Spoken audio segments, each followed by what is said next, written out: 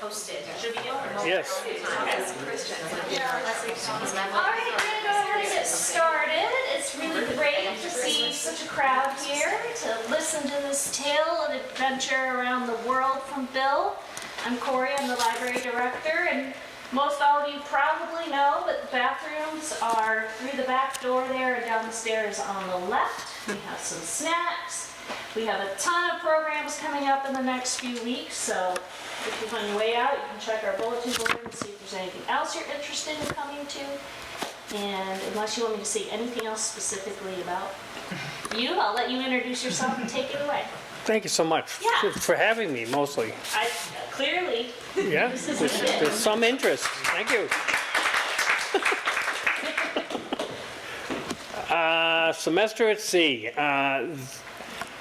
I was talking to the woman who coordinates what they call the Lifelong Learner Program for older adults, who typically older adults, so maybe talking old like me, who tag along with this floating campus that is really just unique in the world. It's been going for 60 years.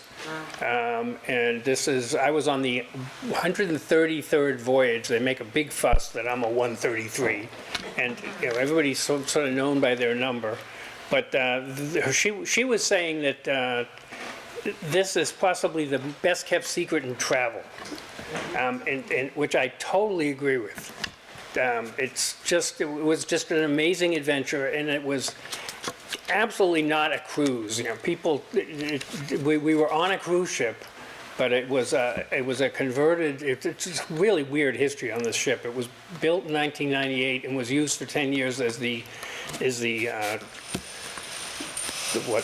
set of a German TV series called Dreamboat, which was a ripoff of Love Boat, and everything's over the top. The fixtures are all brass, and the upholstery is all plush velour, and it's just so weird that it wound up being a college campus. But in summers, they're eager to get back to where they start, to Bremerhaven, Germany, from whence they have a team that comes on and just erases all record that was ever a floating college campus, and they float in the Baltic for the summer with all these people on nostalgia cruises. So that's just useful background. But the bottom line is it's a nonprofit foundation. It's accredited currently through the Colorado State University in Colorado. And it takes typically 450 to 550 undergraduates, 35 or so lifelong learners who are there supposedly to kind of calm things down. Apparently they learned the hard way that that's just too many students running wild. And we just sort of party along with them, I mean, but within limits. And that was something that was really magical about it, is that there's like no ages. It's kind of astonishing. I had a legitimate friend who was 10 years old. And there was a woman who was 92, and when I met her, I said, "Oh God, this is going to be a long trip." But she turned out to be. I mean, she was just amazing. She was like the Jane Goodall of penguins. She had this history of she's seen every penguin that exists, all 13 species in the wild, and she could talk forever, and everybody loved her. And this was and the kids who, on their little devices, they seem to have no brains at all, and then they do something just amazing. It was quite the experience. But the take home for me, I'm just giving you that as background. The take home for me is that as a guy an Irish Catholic from the suburbs of Boston, I had some baggage about the world, and what to expect from people, and they were just all just destroyed on this trip. It was really. I'm going to have trouble talking seriously here because. But anyway, so I'm going to start at the beginning. If I can, So, I left on Christmas morning, actually Christmas evening, the mostesses, thank you very much. brought me to a hotel near the airport on Christmas Eve. And I got up at ridiculously early and got a flight to Atlanta, and then got on a, well, we'll get there. But meanwhile, so we had to have an early Christmas with the kids, and I got some, rinky-dink presents, nothing special.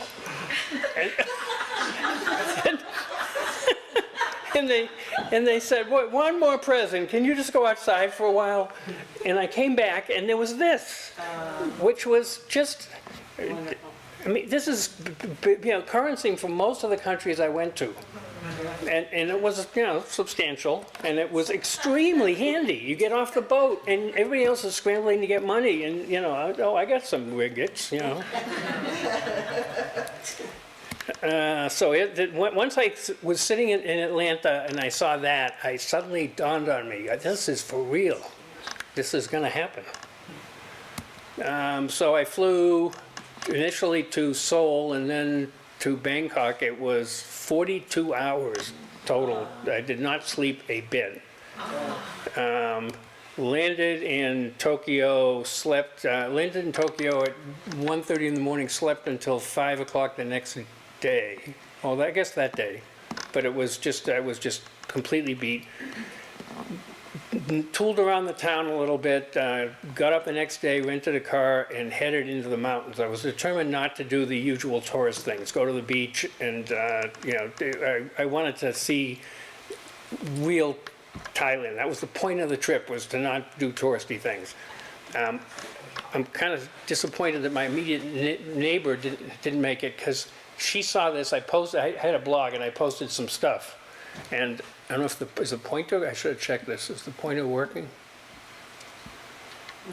Yeah, I was just trying to say that, the outskirts of Bangkok were really nothing special, as evidenced by this picture. And she focused on, look at this. I mean, but it's people, it's just the different standards of living and the different ideas of what's reasonable. I mean, how she noticed that, but stay tuned, because it gets way worse than that. Way worse.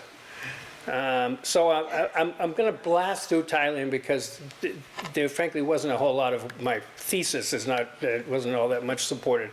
But I was in one of those huts back there, and up in the mountains, and I decided to get up and take a picture of this odd-looking animal. I think it's a cow of some sort. And next thing you know, this kid zooms by on her thing. And I sort of, I don't know, frankly remember what was said, but we quickly started talking. And it went on for like 10 or 15 minutes, until eventually her father, kind of annoyed, you shouldn't be talking to strangers.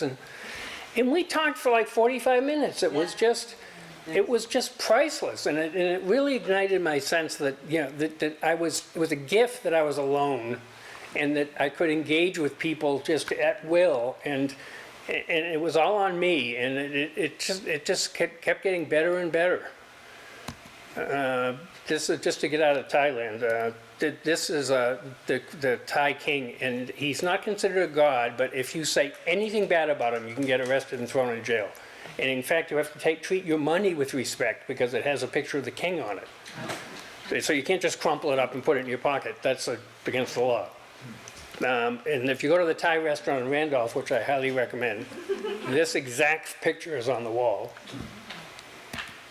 This is a nice hotel I stayed in for like $50. Really nice hotel, and this was the breakfast, and I'm only putting it up because Thai people like Thai food so much they eat it for breakfast.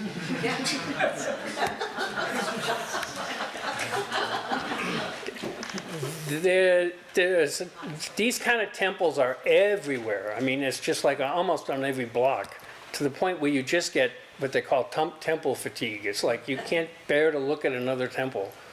But that doesn't mean they're not really beautiful. It'd be nice if you understood the background behind them all. I was obsessed with getting to the boat on time. I'm neurotic about that. And I got up at like 4 in the morning, got a cab at 5 in the morning to be sure I could get there by 7, because I heard all about the bad traffic and it's hard to get a cab and blah, blah, blah. So I got there at 5:02. I mean, it took no time to... So I am, this is the passenger terminal. But then I got my first look at the boat, and it looked big. I mean, I said, wow, I like that. I don't like their slogan. I think it should be "The world is our campus," not it's. But anyway, and this is from my cabin. I'm just showing this because of something I didn't know. Thailand is the only country in Southeast Asia that's never been colonized, never been conquered. They were neutral in World War II, and they let the Japanese run wild. They put in roads, they put in warehouses on the port, and they basically used it as an industrial base to invade Burma, hopefully, and then India. And they love the Japanese, and they actually have a friendship museum, and they have no problem with what happened in World War II, and it's pretty strange. So this is the skyline of Bangkok. I have a friend, Bob Foster, who was in Thailand during the Vietnam War, and he said that's just absolutely, none of those buildings were there. So we landed on the boat. We agreed. I signed up for an orientation tour of the city of Penang. First stop is Penang, Malaysia, which in most of these cities I had no interest in visiting. No, I'd never heard of them. Who cares? This became a British colony in the early 1800s, mostly for purposes of trading, and they have they're very proud of their multicultural populace. The British brought in Chinese, they brought in Indians to work. They used the local Malays. They all brought different religions. And they live in harmony. They insist that this is a multicultural country, and it works just fine for us. And nobody's less than 10%. I think they're like 51% Muslim. But anyway, so these guys picked us up at the boat in their little sort of pedal-driven. This is a modern rickshaw, I guess. We were told to tip them heavily because they're mostly homeless men that do this. And by the way, there are Malaysian flags everywhere. They're very proud to be Malaysian. Who'd have thunk? So this is just a little bit into the town. I took this picture because, well, somebody else took this picture, but it illustrates how small our boat really is. This is a modern cruise ship up back there, and they would come and go, almost on the hour. It was just insane how people go all that distance to just set foot on a country, buy a few trinkets, get on the boat, and leave. And in semester at sea, it's usually 6 nights in the port, and you're really encouraged to get out and, as much as possible, mingle. And you sort of feel that they know that you're not off a cruise ship. You're there to really get to know them, which created lots of goodwill. Breakfast was included, and we went to this market, and this guy is going to cook our breakfast.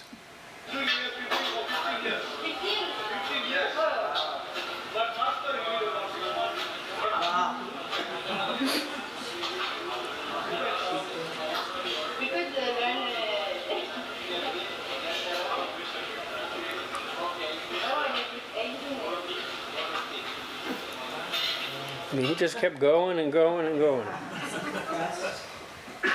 This guy was our tour guide for that morning. He is a Catholic. He's married to a Muslim, and in his household he has a Buddhist and a Hindu. And I said, how does that work? He says, I eat out a lot.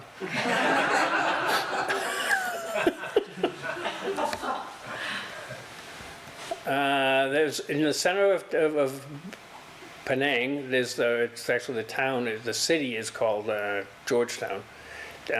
Right next to each other almost is a Hindu temple, a mosque, and a Buddhist temple, and they want it to be in your face, it's just wonderful. And then they have this street, which is I thought was just so magnificent.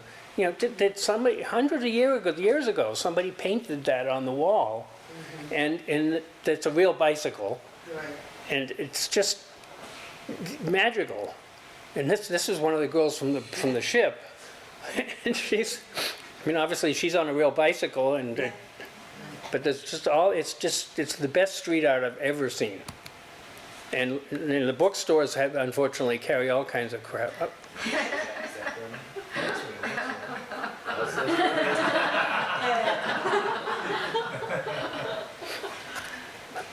I'm a liberal, but okay. This is. I hate to start with the best. This is a really magical story, guys.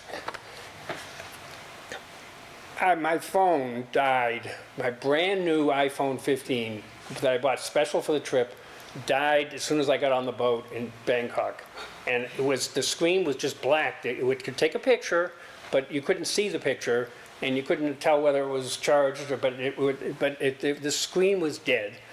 There was an IT guy on the ship that said it's probably a dead screen. So I go to Penang, which was our first stop, and I went to an Apple store, and they said we don't do service, and then they gave me the address of a Apple service center on the other side of the island, and it wrote on a little piece of paper the address, and I finally, this guy saw me walking on the sidewalk like I was looking to get a cab, and he said, "You need a cab?" It's really stupid when somebody says that, because you're probably going to get scammed. But I needed to get the phone fixed. It was making me crazy. You can't, no GPS, no anything, can't contact anybody. So he gets in the car, and it turns out he doesn't really know where the place is. So he actually runs another car off the road, just honking and scaring the crap out of me. It turns out it's his cousin, and he gets his cousin's phone because he doesn't have a phone, and so he can enter the address. And we're driving along, and he goes, "I don't need this aggravation. I'm 72 years old." And I said, "Wow, well, I'm 72 years old." And he goes, "Really? Well, you Year of the Dragon?" I go, "Well, I don't know. When were you born?" "July 20." He goes, we're both Year of the Dragon? Yeah. That changes everything. And he's Chinese, by the way. He's 100% Chinese. He says, "Oh God, I retired twice," and he's now confiding in me like we're old friends. And he says, "Twice I've retired, but you sit home with the wife." And he says, "I think suddenly driving a cab sounds like a good idea." And so we finally get to the other side of town, and this address doesn't seem to exist. He's driving around. And he, by the way, I'm sick as hell. I probably should have been tested for COVID. I was just miserable. And so I finally say, "I think I saw an Apple logo on the side of a building. Could you just pull over and I'll walk there?" And that's what he did. And an hour and a half later, they said, "Well, if you leave the phone here, we can probably fix it in a couple of days." But we're leaving the next morning, so. The whole thing was a failure. So we're driving back to the ship, and he just out of the blue gets off this is such as the highway, such as it is, and says, he pulls into a little shopping mall. It kind of looked like something in the U.S. with a drugstore, and he says, "You go." And I go, "What?" He says, "Go get medicine." And I said, I'm a doctor, actually. "You're a doctor?" and then he starts telling me. So we drive away. He's telling me all his medical problems. And then he gets off the highway again and goes down this really skanky side street. And I think, okay, maybe this is the end. Maybe I really am being, kidnapped. And he pulls in front of some old estate, this rundown gray building with a little sign over the front door that says Hotel DuPont. And I said, this is, I don't know how you thought this was my hotel, but, you know, I'm on the ship. And I told you I was on the ship. He goes, no, you go. Many pretty girls. You feel better.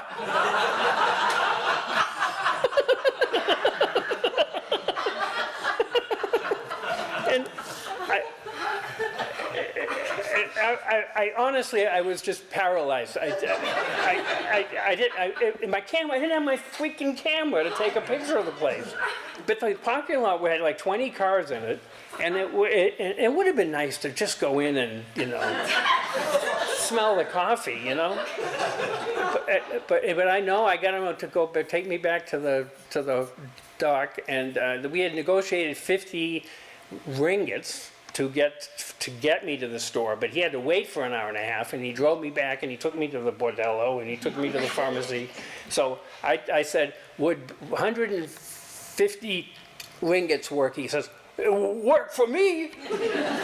And we parted. It was just a random interaction with a stranger, and it was. I don't know if I did it justice, but this ship, on the ship, when people knew the context and everything, this was, you know, I kept constantly being asked to tell this story. Can you tell them about the cat taxi? So we're now leaving. I'm back to the ship, and another. Yeah. It's and they just come and go, and this particular cruise line was always full of Chinese people who just, you know, kind of jogged into town and jogged back.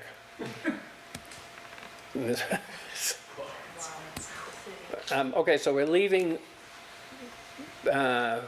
Penang and going to Cochin, India, another place I never thought I would visit. It's in the south of India. It's actually the most prosperous, highest income state. They talk about states in India. They do tea, rice, and mostly spices. It was a big. The Portuguese initially settled it because, you know, it was one of the targets of the spice trade way back in, you know, Columbus's time. Vasco da Gama died in Cochin. It turned out to be just a magical place. We're coming into the harbor.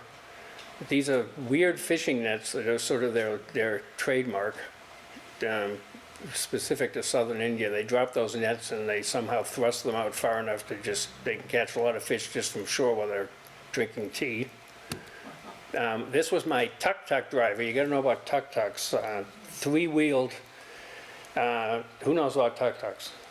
Yeah. Okay. Well, it's a beautiful thing. They're you know, highly efficient. They're everywhere. And not that expensive, but he took me to actually he was a tuk-tuk driver. He took me to the Apple service center, and 5 minutes from the service center, the phone decided to start working again. And the guy says, I can't fix it if it's not broken, like I was a complete moron. And I suggested, and I said, what do I do if it starts working again? He goes, there's nobody in town that wants to see, Apple's phones are not big in India. They just aren't. Nobody wanted to touch it. So I decided instead to go back to the ship. That was where the store was. But I went back to the ship, just some street scenes. And decided I'd spend the afternoon replenishing my liquor supply, because the ship will only let you bring on 2 bottles at each port, and somehow the ones I brought on were getting empty.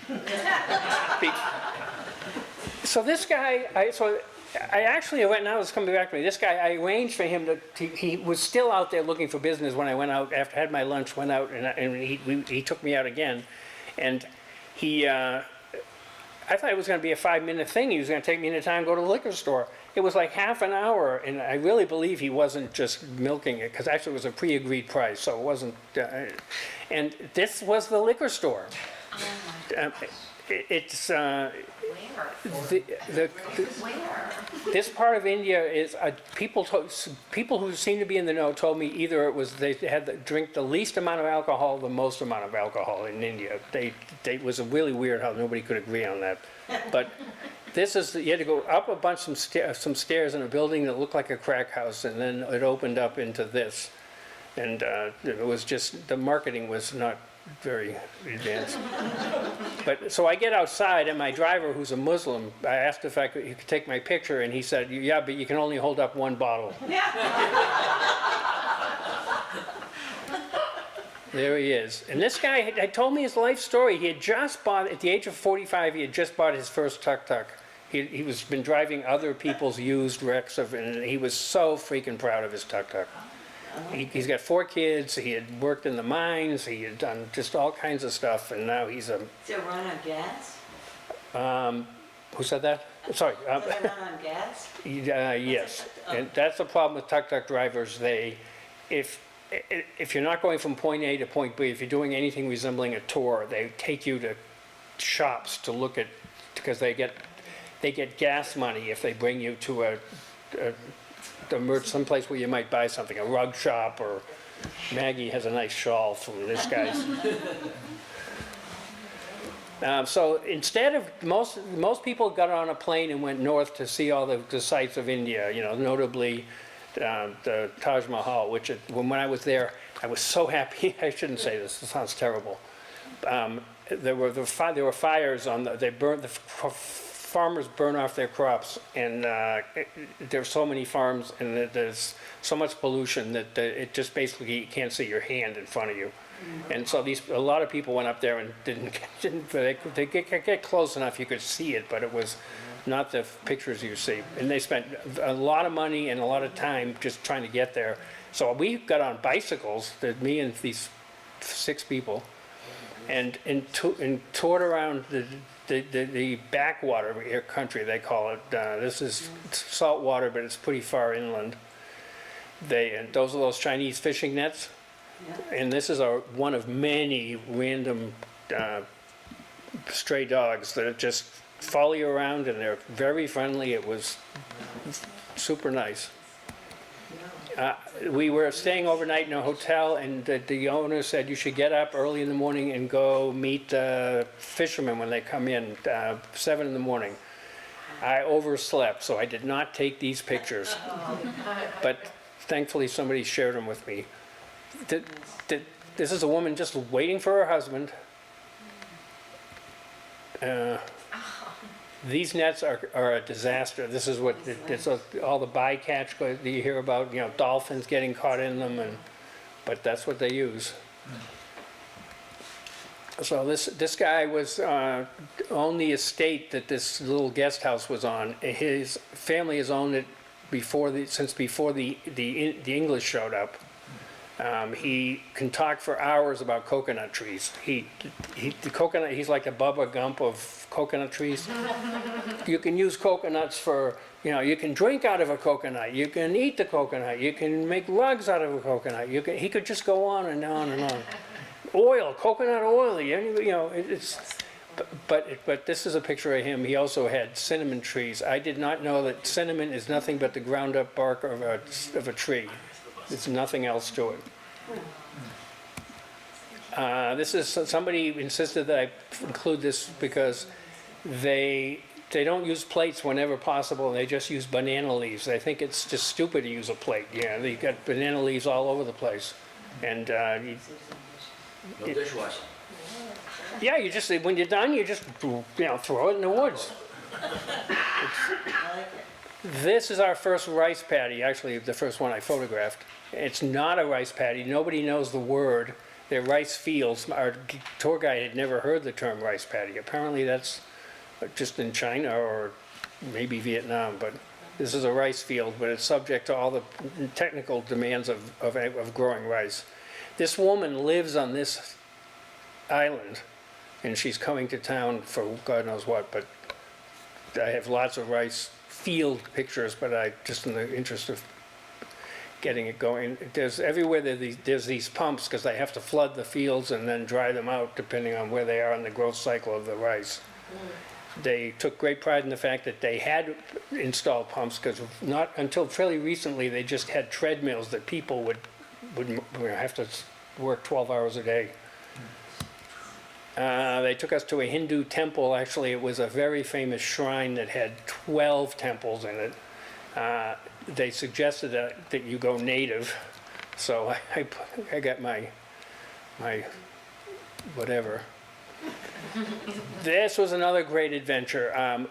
Included in this bicycle tour was an afternoon of kayaking. I sat down in one of those kayaks and immediately realized that my back was not going to make it more than 10 minutes. It was very hard on your back. There was no cockpit. You just sat on the kayak.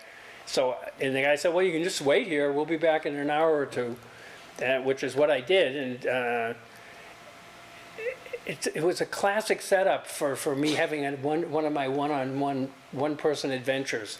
I decided to walk into town along this path, and one thing you can do is you can take all the pictures you want of kids.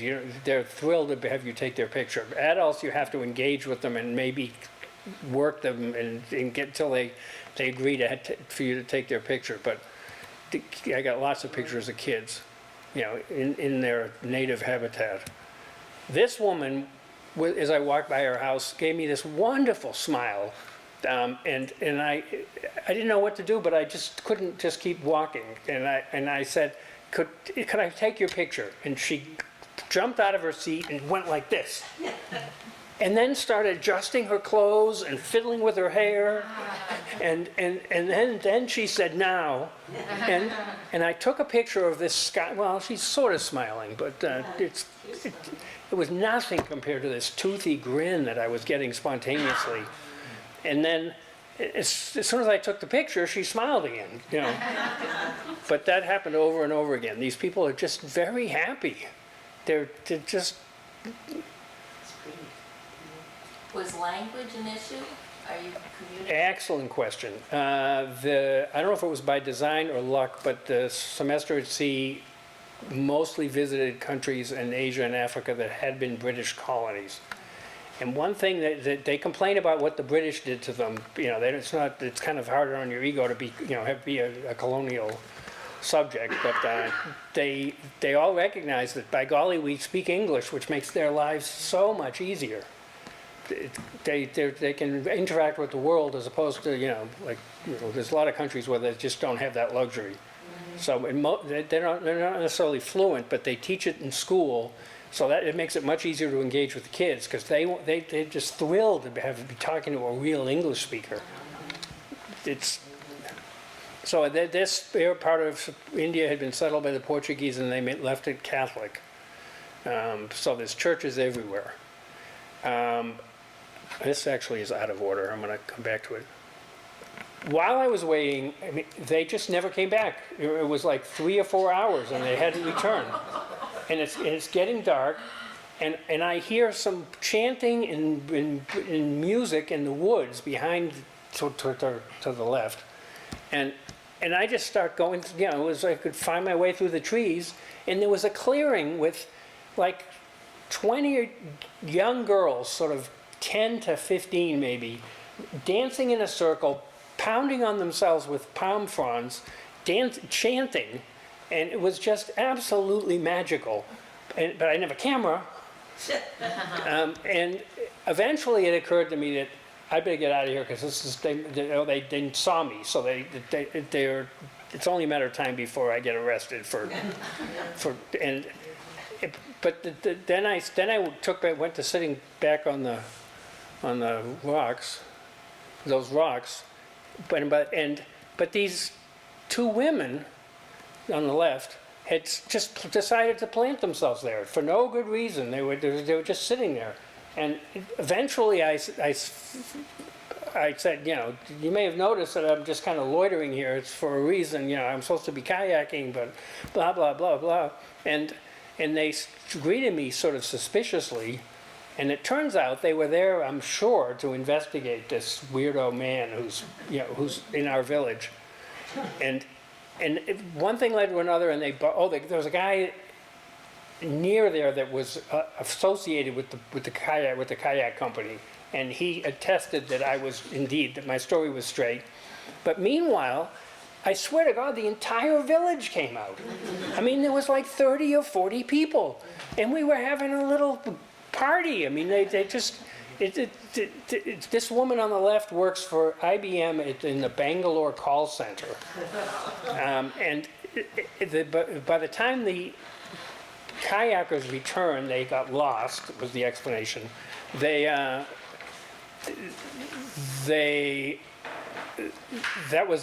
were the only ones left, so this is the only picture I got. But it was absolutely magical in terms of just random experiences. And oh, by the way, while all this was going on, I keep hearing explosions, just random explosions for no reason. Pow, pow. I mean, it's like a war zone. And then eventually, somebody else took this picture because I didn't have a camera. Come on. Oh, Christ.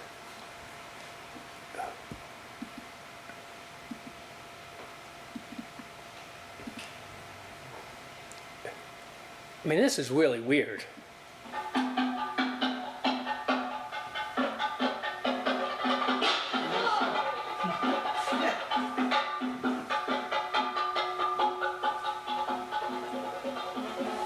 Turns out the guy in the white suit is the priest, and on Saturdays, they go around terrorizing the neighborhood to get contributions for the church. They will stand outside your house drumming and setting off firecrackers until you cough up some money. And that's perfectly acceptable. So we're back on the boat. We're gonna go to Africa, and we always had people who boarded that were from the next country who could lecture about the country. It was just a magical, perfect learning experience. This woman was for 5 years had been the Kenyan ambassador to the UN. So she lived in New York for 5 years.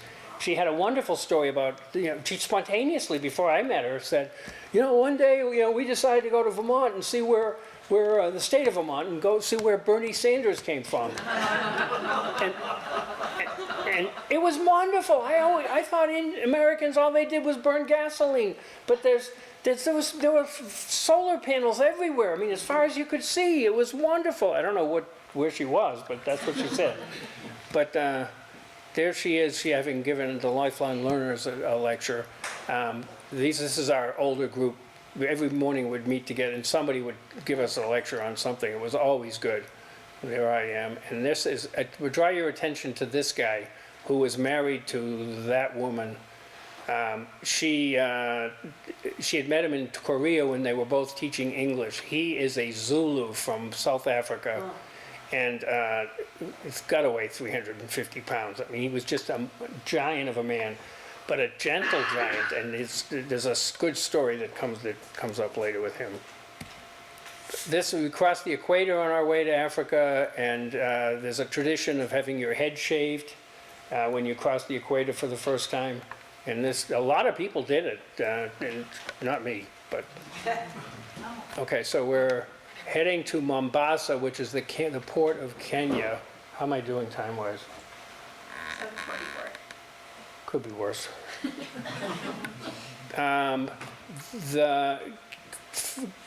Mombasa was the capital of Kenya until the year 1900, because it's the only really big port, and it was where everything went into Kenya. We had on the boat, this is kind of important, we had Tracy, who became sort of a friend, who has an unbelievable history. Her mother was working in the U.S. Embassy in Nairobi in 1998 when it was blown up. And a woman named Tracy dug her out from the rubble. Her mother was pregnant at the time with Tracy. And the woman eventually died of her injuries. And Tracy her mother named her Tracy after the woman that saved her life. And the rest of these people are American students. In other words, they're studying in America, but they come from all over Africa. Burkina Faso, Ethiopia, Zimbabwe, South Africa. And they were there to help Americans like me understand what we're getting into. I'm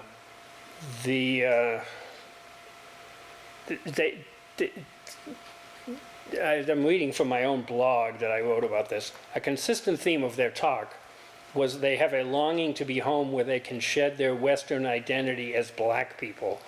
In other words, they're going home because they flew to India to get on the boat.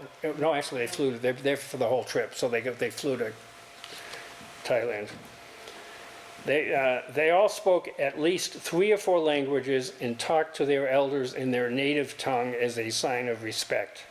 They urged their fellow students to exercise humility as they experience Africa. I'm kind of ashamed that was considered controversial, that we don't like being lectured to, and this was just as a minority, but this was not warmly received. And they were absolutely so right. I mean, the Africans are so good at so many things. They're not good at building spaceships or whatever, but they make the best of their lives, and they have warm, welcoming communities, and they speak an unbelievable amount of languages, and just without any effort, I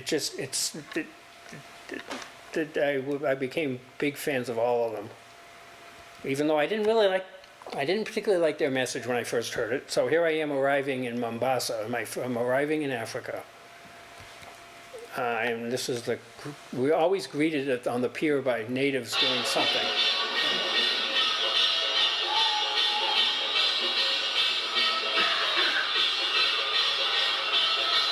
This again is from my cabin window.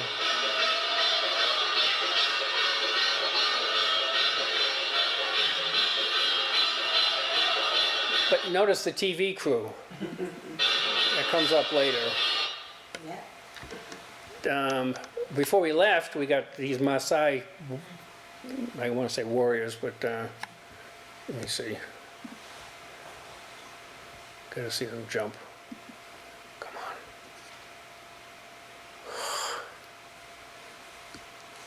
I think if you click and hold down, it might do it. Every time I get near the top, the drop-down menu blocks out the button. Come on. Thank you for being...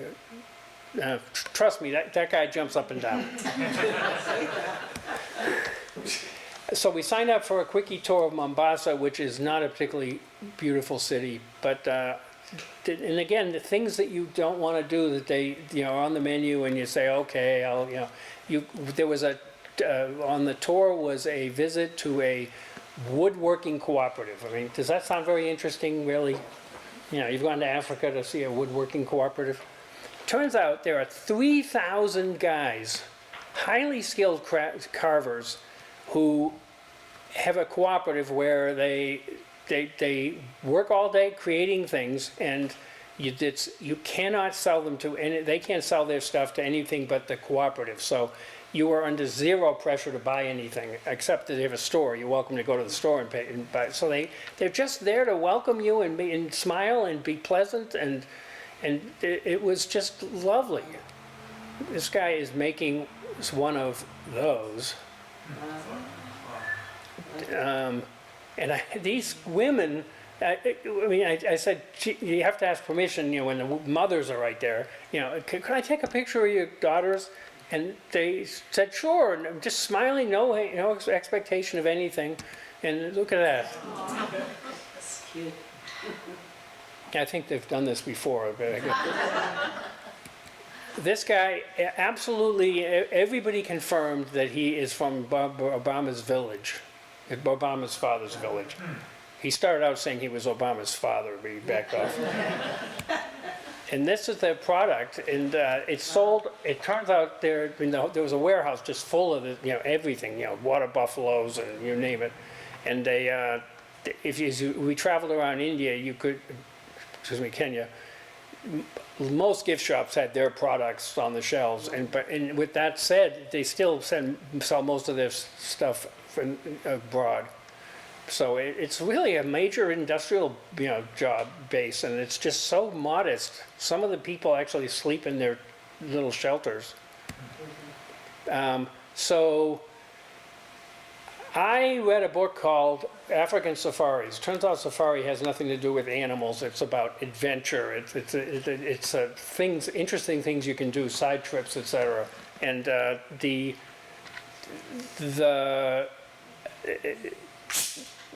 book said that there's a place called Lamu, and right below the Somali border. Yeah, Somalia. That is just an absolute. It's just you're lost in time. It was settled by the Omanis in the 8th century. The city was laid out, and it became a major trading post for the Arabs in Africa. And it was a thriving community in 800 AD, and nothing has changed. There is 0 motorized vehicles. Everything is transported on donkeys if it can't be pulled on a cart.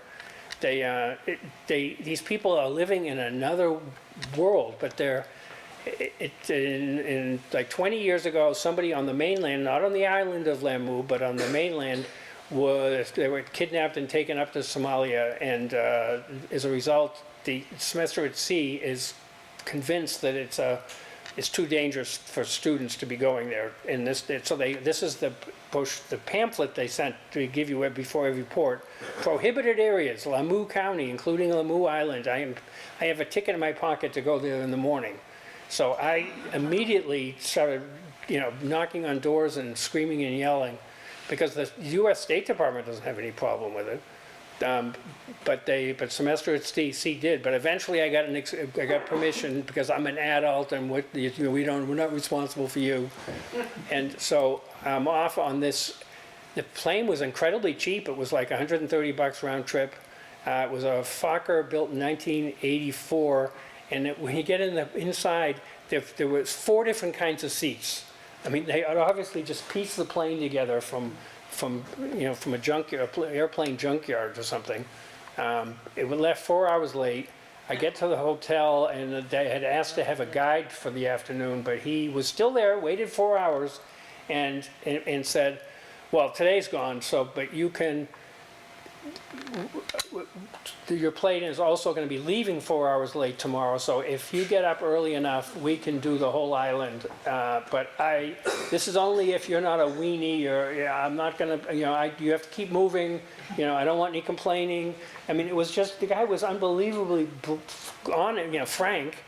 And next morning he was there, and he said, "Well, I didn't tell you that it's going to be all day. I have to charge you an extra $20, which was fine. And this was the woman who ran the place. It was an old Swahili merchant had built the place in the 1700s, and her family had converted it into a hotel, put in the pool, and she was $39 for the whole thing. She arranged somebody to pick me up at the airport. She arranged for somebody to take me back to the airport. She didn't pay for the tour guide, but she arranged that too. It was just, and then when I paid her, she said, "I'm rich." She was, anyway. So I now have like an hour until the sun goes down. I decide to run into town and see where I was, and so this is what a typical road in Lamu. This is a wide road. This is a main thoroughfare, actually. So I go down to the waterfront, and this is just where I am. I mean, they're just there's nobody but full-blown Arabs, and they're in Muslim dress. I don't know, actually they're not Arabs, they're Africans that are Muslims. But it's just, I was dropped down into a completely different world.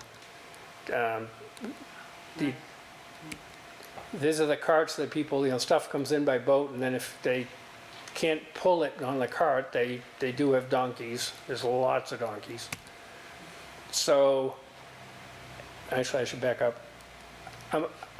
It's starting to get dark. I realize I better get back to the hotel, which I took notes on how to navigate this maze.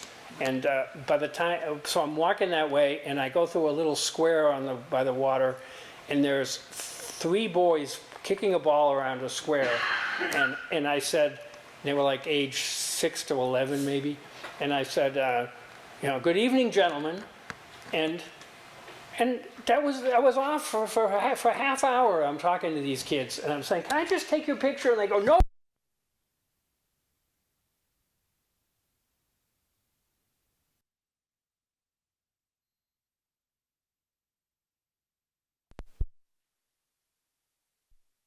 Brother came along, it turns out they're brothers, and apologized for them bothering me, and so I headed back to the hotel, only to realize it is now pitch dark, and there's no street lights.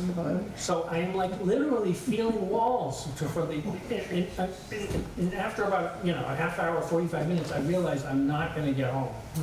And the first human being I encountered was some guy on the street, and he said he didn't have a clue. And he said, but I have a friend who probably knows. So he marched me a couple of blocks to his friend's house, knocked on the door. The friend put on his coat and said, I'm gonna have to take you there. And he wanted, 10 blocks or something, just a complete stranger in the dark. It's, with a big, we were sort of chatting a little, and, he was, have a good time in Lamu. And so this is the next morning. I've now teamed up with Wazi, who is, very much, a good Muslim. He explained that he has, he's a little older than me. He's 73 or so, but he has to keep working because he has 7 children. And I said, well, that's a lot of children. He says, not if you have 4 wives.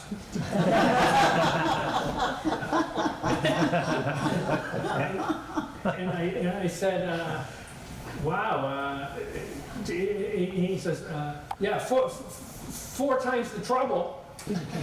And I said, well, I have 0 wives. And he waxed eloquent about how much wonderful that must be. Sorry, ladies. I'm just reporting. So these donkeys are everywhere, and these guys ride them like they were, Ohio silver or something. There's one cell tower in town, which is absolutely typical. There's not a town in Africa that doesn't have a cell tower. They don't have cars, they barely have electricity, but they sure have cell phones. Everybody's got a cell phone. You see women in burqas, where you can see the cell phone under the burqa. This is the supermarket in town. There's a guy in a sports model. There's no cars, there's no cars. 0 cars. There are, on the very periphery along the shore, you can ride a motorcycle just to get to the other town. There's 2 towns on the island, just to get between the towns. How big is this island? 5 miles across, maybe. It's not big. So this is good. So he is always disappearing. He just excuses himself and says, I have to go pee-pee. And this happened like 7 times. Oh, by the way, he sings when he's walking, so I asked if I could. Say he sings when he pees. What's that? I thought you were going to say he sings while he pees. He probably does.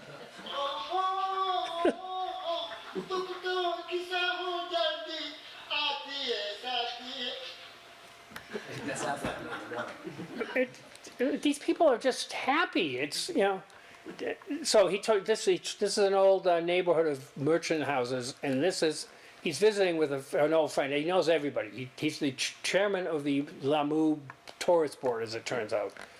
But this is back in the day. This is where people lived. They would visit on these. They would sit in there's kind of an anti-vestibule or something, and it was shady and cool. And they would talk across the road, to their neighbors. And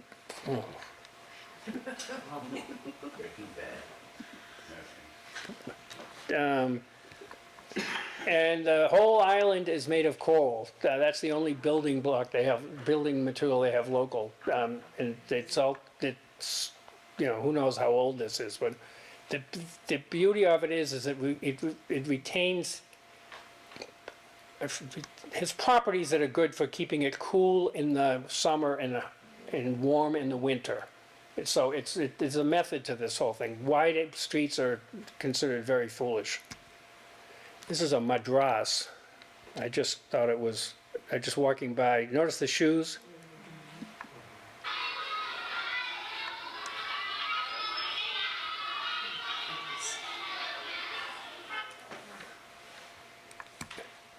Just more donkeys. They do, everything is on donkeys. Bags of concrete. So he had to go pee-pee again. And this is a friend of his, he he introduced us and asked him if it'd be okay if he left me with him while he went. We would knock on people's doors and go run, disappear inside to pee. So this guy says, geez, what's it like having Wazee for a guide? Is he any good? And I said, boy, he seems like a nice guy, but we sure keep getting lost a lot. He thought that was the funniest thing he had ever heard, because Wazee was totally a creature of the island. He's, born, educated, never left it, although he spoke 7 languages, and I didn't believe it until he ran into a Norwegian person on the other side of the island. But anyway, this guy, I'm chatting with this guy, and he decided, first of all, he's telling me he's restoring the boat. He's going to have it floating in 2 years. And look at it. I mean, there are holes in the hull. But then he said, you do know that we just love Americans around here. And I go, why? And he goes, well, you've done so much for us. And all I'm hearing about is the Chinese are building enormous bridges and dams and roads, and they're completely redoing the infrastructure in a lot of countries.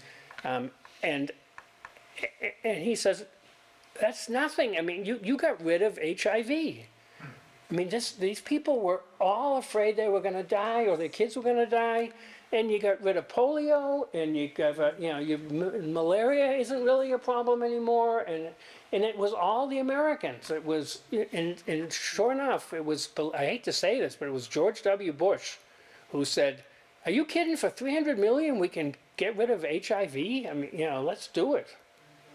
And we invested money in things that that really made a difference to their lives, and they didn't want the freaking dam. They don't want the bridge. It was really touching, and I heard that from at least 3 or 4 people spontaneously and emphatically, that you guys are good and other people aren't so good. More in Kenya than other places?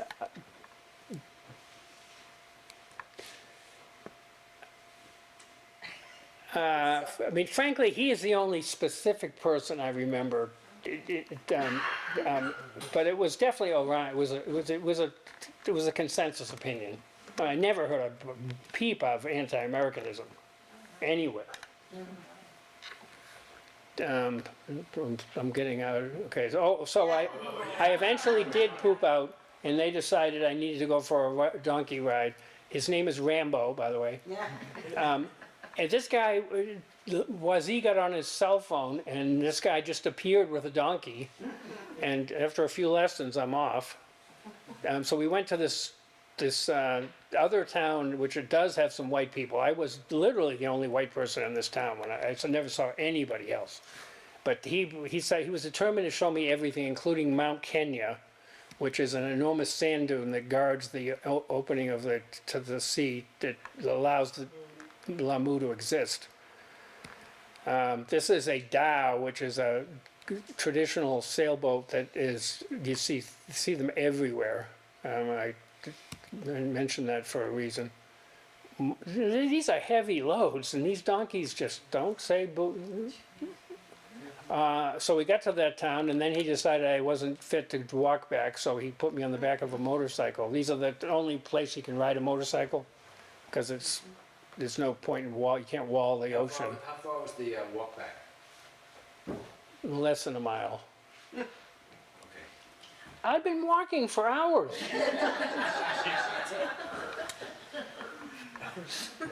100-degree heat. So I get back to the hotel, they feed me lunch, and I get talking with these 2 kids in the pool. And it turns out they are moving back to Lamu after living in Hamburg, Germany, because their father was German, but their parents have broken up. And we just had this wonderful talk that just went on and on and on until one of them said, "What time is it?" And you know, so they said 1:15 or something, and they go, "Oh my God, we're in trouble. We promised our mom we'd definitely be back by 1." So they disappeared quickly, only to return with mom in tow. And I thought she was going to give me an earful about, you know, why don't you leave my kids alone? And she said the magic words, "Are you on that boat?" She had seen the TV coverage and heard the kid's story, and then suddenly I'm this, you know, semi-celebrity from the boat. And we had a wonderful talk. This is my boat to take me away from the island, so this is, you know, my back to the bow. And this is a guy that Caroline had found to carry my bag to the airport. You know, it's a backpack, and she wouldn't let me wear a backpack. He was just a delightful guy with, you know, it's people who signal so obviously that they're Muslim. It used to push a button somehow, you know, that you just assumed certain things. They were just relentlessly lovely people. So I'm going to try. This is all about the people. It's not about the animals. But I did go on a cheapo safari one day. They pick you up early in the morning. They bring you back late at night, and the nearest national park. And it turns out safaris in the middle of the day are usually not very productive because the animals are not out. They're in the middle of the day. But I saw, you know, enough. I saw giraffes, elephants. I did not see a lion. These are dolphins that were suspiciously just exactly where they thought they were going to be. This is good. I'm in the back of our dhow, and I just randomly sat down next to these people, and I finally decided I had to at least say hello to the girl on my right. I said, "Hi, I'm Bill," and she says, "I'm Annabelle." I said, "Where you from?" She said, "Burlington, Vermont."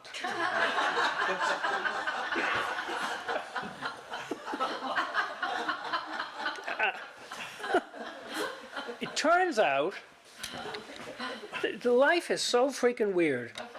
She, I know how to fix this. Her name is Annabelle Bond of the Bond Auto Parts family. They had just sold the business to O'Reilly Auto Parts, and apparently that's like they suddenly were in the money, and so they could send her on this trip. And this guy's listening. He goes, "Oh, I go to Middlebury." These are the only Vermonters in the entire cruise, or adventure, if you will. And we just wound up plopping down next to each other.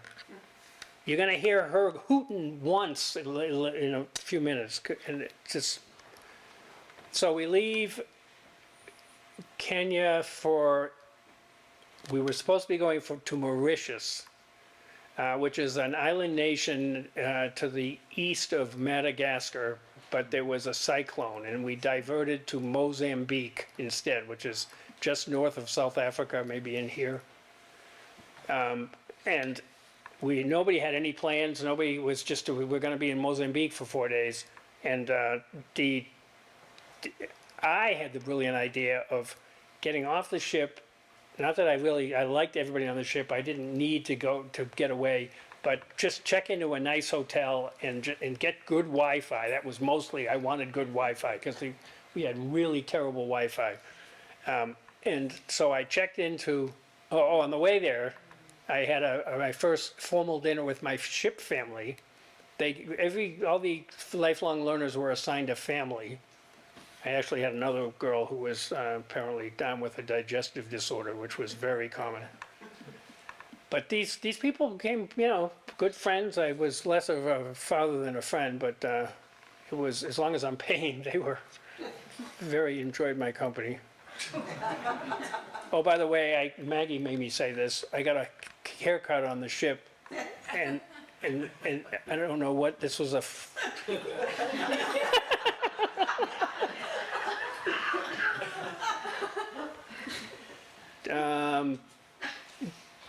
So we're coming into Mombasa, and there is one of those bridges I was talking about. I'll get back to that.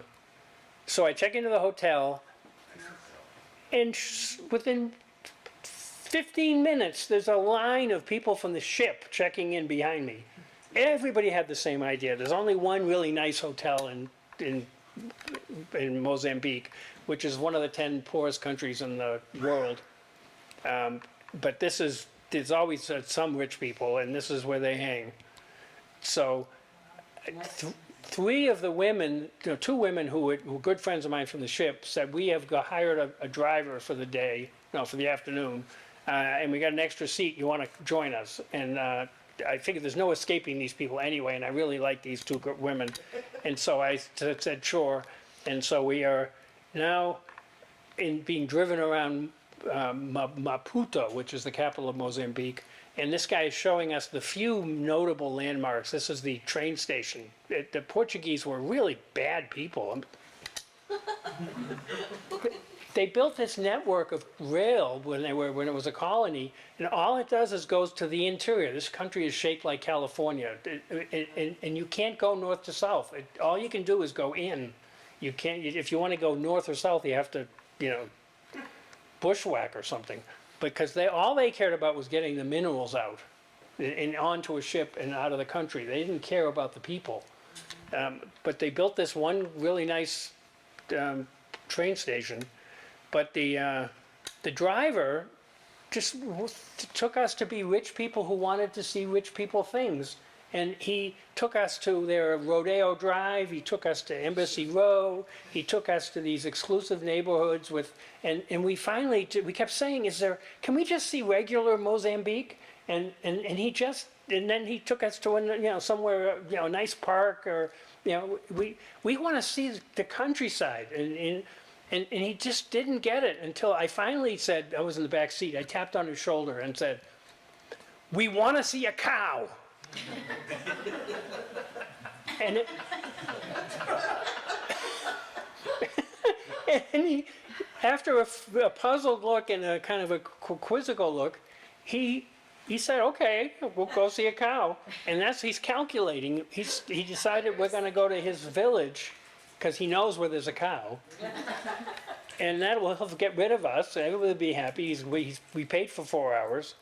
So we're out completely out of the city, and we're now approaching his village, and this is real Mozambique.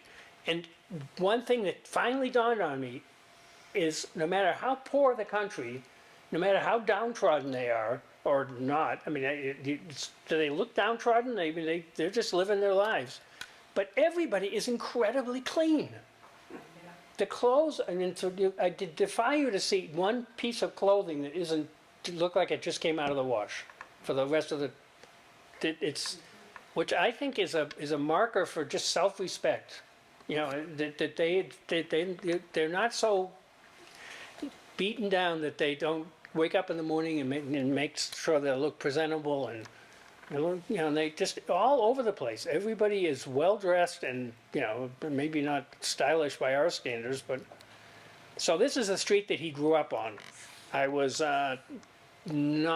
decided not to take pictures as we drove down it because it really was very impoverished.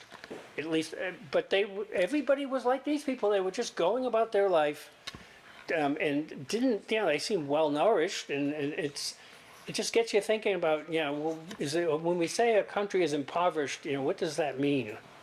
I think there are more happy people in Mozambique than there are in, South Burlington. So we eventually were able to find one horse, 2 dogs, and a chicken, but no cow. And then we got stuck in traffic and creeping along, and we wound up next to these 40 goats. And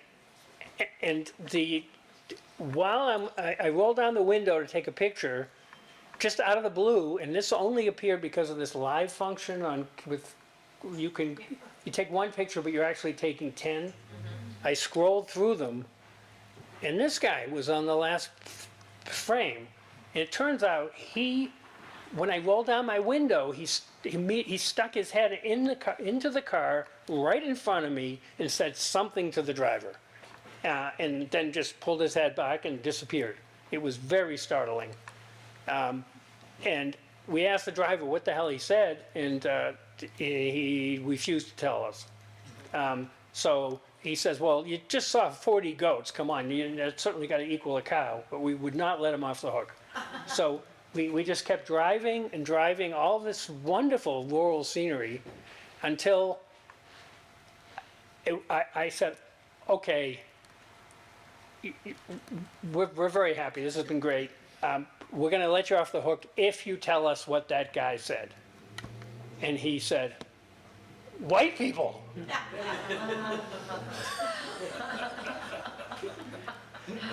So this is the latest Chinese construction in Maputo there's a river that it's on, and there was a ferry that people thought was working just fine, but the Chinese came in and built them a bridge, and there was no charge for the bridge. They just had to pay off the loan, which is now a major burden on the country, and so they have a toll, and nobody can afford the toll. The only way you can get across is on a bus, because people can afford to pile into a bus, but they still don't want to travel on the bridge. We had to wait a long time to take the picture of the bus. They still will prefer to take the ferries, and they are just pissed at the Chinese for this. We didn't want this, but the government got some kind of kickback. They made it profitable for the government to do it. So we're now we've left Mozambique. We're circling the bottom of Africa. When we're going to Cape Town, where we were told we were very lucky because it's rare for this mountain to be visible. It's called Table Mountain. The clouds descend mist just out of the blue and cover the mountains, and they call it the tablecloth. You can see it sort of coming in. So this is really sweet. Early in the cruise, they had a all-hands meeting where people met in that, well, you haven't seen it yet, the theater, and people would get up and propose to have clubs for the semester, and there were, you had the gay and lesbian club, you had the Catholic club, you had the yoga club, and there was just stuff all over the place. And this guy, Blessing, the South African Zulu, where is he? That's the back of his head. He said, well, I think we should have a Zulu club. And I go, well, what the hell is a Zulu club? And he goes, oh, we'll sing and we'll dance and we'll do all kinds of Zulu stuff. And he got a lot of people to sign up for the Zulu club. And I never heard of it again until we were trying to get off the boat. And this is in the passenger terminal where you have to have your passport stamped and all that. And he and his club were the first off the boat. And instead of the natives greeting us, the Americans greeted the natives. It was just magic.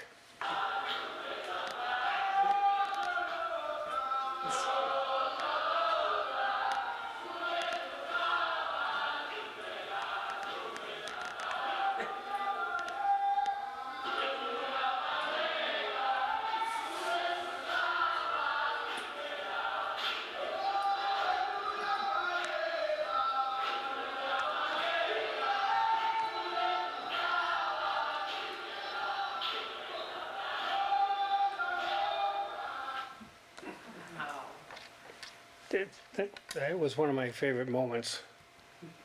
So that's the tablecloth. It's gone. Cape Town is a funny town. It looks like Los Angeles. This is a section of town called the Waterfront. It has its own water. It has its own police department. It's in a country that has a lot of lawlessness. It's very safe. So it's popular with the white people, although there are a reasonable distribution of black people too. But it's the one place in South Africa you can walk and not fear for your life. It's really, hate to generalize, but Tom flew to Cape Town and joined me, and he got a taste of what I'm talking about. This is the, and people say, what was your favorite country? I would have to say, they were all my favorite except for South Africa, which was my least. It's just a dysfunctional, dystopian society. It's really terrible. I went to the Apple store and there were four people. I got there early. There were four people there. They introduced themselves by their ethnicity. You know, hi, I'm Bob. I'm the Zulu. And there's a tribe that Trevor Noah belongs to. They have a click language. It's the second most common tribe in South Africa. And the second guy was from that, and there was a colored girl, and they said, you don't want to know, just trust me, it's just colored. And there was who was the third? The fourth. But anyway, there was one of everything. And they really, right off, they said, you know, we get along just fine, you know, and then they said, well, it's going to be 2 or 3 hours because we have to call the U.S. and they don't open.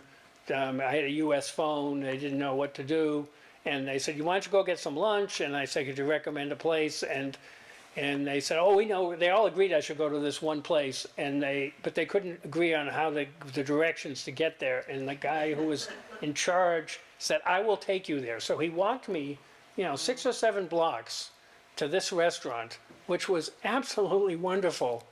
There's a belief in South Africa, at least in one tribe, that all good meals should have 7 colors. So everything they serve has 7 colors. And it was just terrific. And I visited, I had a great waiter who was just eager to explain everything. So it turns out they couldn't fix the phone. They said that there is a second store in town that might have a screen, but they're gonna have to ask around. But in any case, you don't come back here. You go there. And so the next day, I'm looking for the store, but for the life of me, I couldn't find it. And I'm on the street corner looking like a chump, and these guys come up to me and say, "You look lost."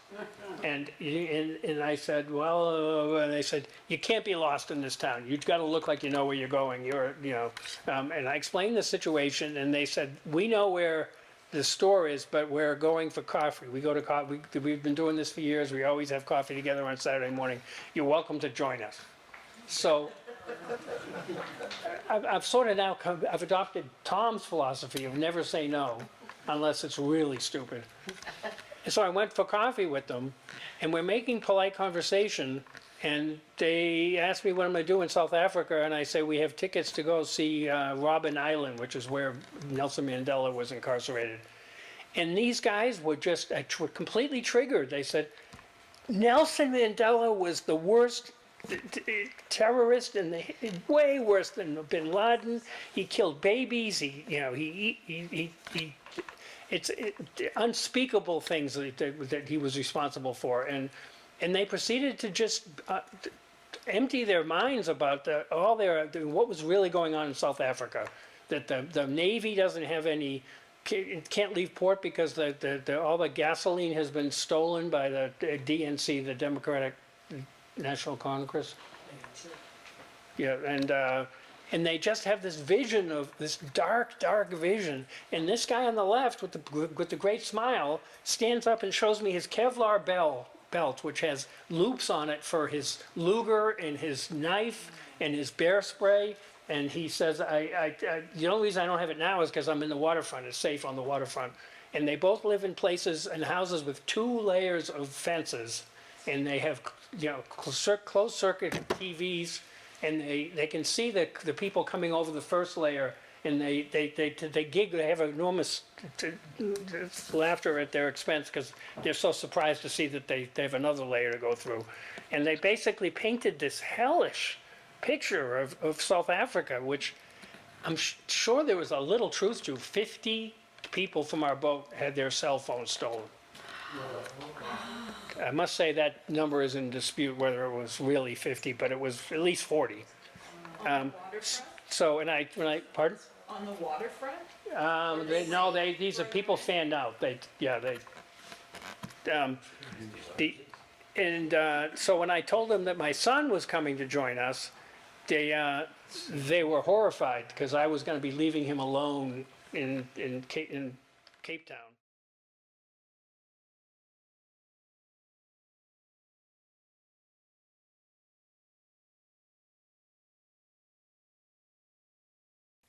I'm back.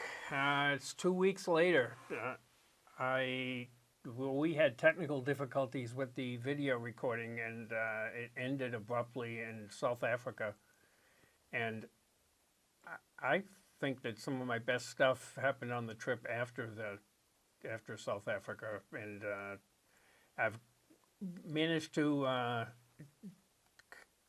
talk the local community TV operation into letting me finish the program here in their studio. So I'm sitting alone in a TV studio, hopefully going to take you through these slides and hopefully it'll be reasonably entertaining, although I do miss the audience. So this is, again, 2 weeks later. I've been very impressed that we do have a WhatsApp chat group, and I'm impressed by the continued pervasive chatter about June Scott, the 92-year-old expert on all things penguin. She also, at age 92, is still a fill-in elementary school teacher. This woman is a hoot. But I skipped this photo in the initial presentation because I just was trying to keep it as condensed as possible. But I think I was worth sharing one more time, or once, because it really captures what the students felt about this woman. Everybody felt that way, but she brought out the best in everybody. So I'm going to move back to the actual program. When the camera died last time, I was chatting with these two gentlemen who basically picked me up on a street corner for my own safety, and we wound out having coffee, and they basically opened up about the travails of living in South Africa. They really painted a very bleak picture. There's a lot of things that they hadn't I hadn't mentioned previously. The lights go out. The electricity just stops for 2 hours every day. The bottom line is the infrastructure has been either undermined, or equipment has been stolen, or they have limited ability to produce power, despite the fact that it's probably the richest country in Africa. And so every 2 hours a day, it's a kind of a rolling blackouts. People just learn to live with it. Except if you have any money, these guys explained, everybody has a generator. So if you're wealthy, in which describes most white people in South Africa, wealthy, middle class, you have your generator, which kicks in every time the power goes out, and you are not impacted. But people of more modest means are on their own. So these guys were very concerned that my son Tom was going to be traveling alone in South Africa outside of the protected zone of the waterfront of Cape Town.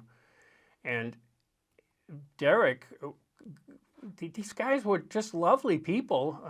He insisted on giving me his contact information, and he was almost certain that Tom would find himself in some kind of a pickle. And Derek said that he would do anything humanly possible to help him out. And so Tom traveled the rest of the time with this little note in his pocket, and I hope he did. And but he never needed it, although apparently he had one close call in a train station where somebody warned him that he was about to be robbed. But he and I both agreed that South Africa was probably not the best country for him to travel all the way from D.C. If he's only going to see one country, I guess there's no harm in seeing a country for what it is, but it was a fairly, like I keep saying, dystopian society. So, continuing. Here's Tom. He's just arrived on a flight from Dulles. Magically,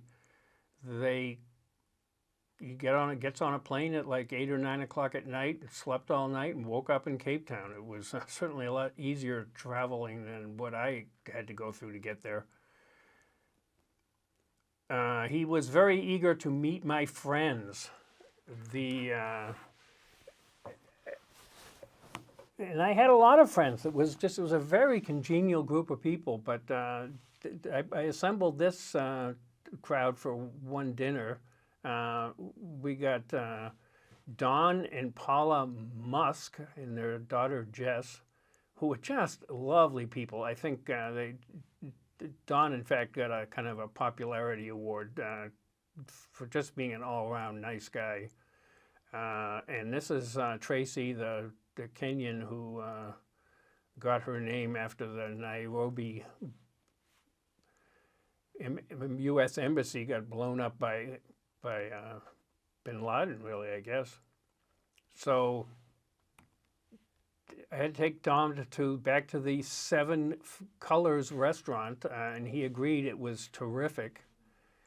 I think we ordered the same things I had the first time. This is a little tell that this is they operate by different rules in South Africa. This was a sign greeting anybody entering the Radisson Hotel. Anyone entering these premises does so at his or her own risk. The Radisson Red Hotel silo will not be liable for any injury or injury to or death of any persons or for the damage to, destruction of, or loss of any property, including vehicles, whether caused by the ordinary or gross negligence of the hotel, its employees, agents, contractors, or other person, or from vandalism or theft by the owner's employees, agents, contractors, or any other person resulting from any other cause whatsoever. These disclaimers are everywhere. Just, bottom line is we're not responsible for anything that happens while you're on our property. And even if it's clearly our fault, just a different way of viewing life, I would say. So after spending a day, his first day in town, Tom had terrible weather. It didn't make for very good photos. We just explored downtown Cape Town, and then to get out of town, we chose to go on something called the Garden Route, which extends for like 150 miles east of Cape Town along the south coast of Africa. And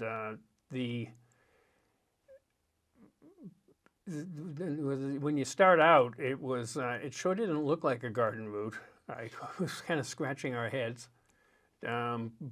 It gets better, but on the road, the guidebooks have you stopping at this place.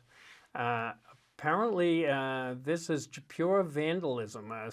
This guy had a store, kind of a frontier general store, and somebody in the middle of the night put the sex part up, and the guy's business, like quintupled immediately. And we did not actually go in, but I understand it's the same old inventory he always had. But curious people come in and buy something. So maybe it's a good idea maybe somebody could use that marketing idea in this country. So it starts to get better as we head east along the garden path, the garden route. It starts to look kind of lush. One thing that's very striking is that South Africa in general sure looks like Southern California in that you just get quick changes in climate and vegetation. It's you go from desert to this to jungle and back to desert. It's pretty astonishing. So there's also some lovely shoreline. I won't dwell on it, but we spent a lot of time just taking pictures of the mountains and the beaches. I took a safari when I was in Kenya, but Tom understandably wanted to do the same in South Africa because that was his only option. And so we signed up for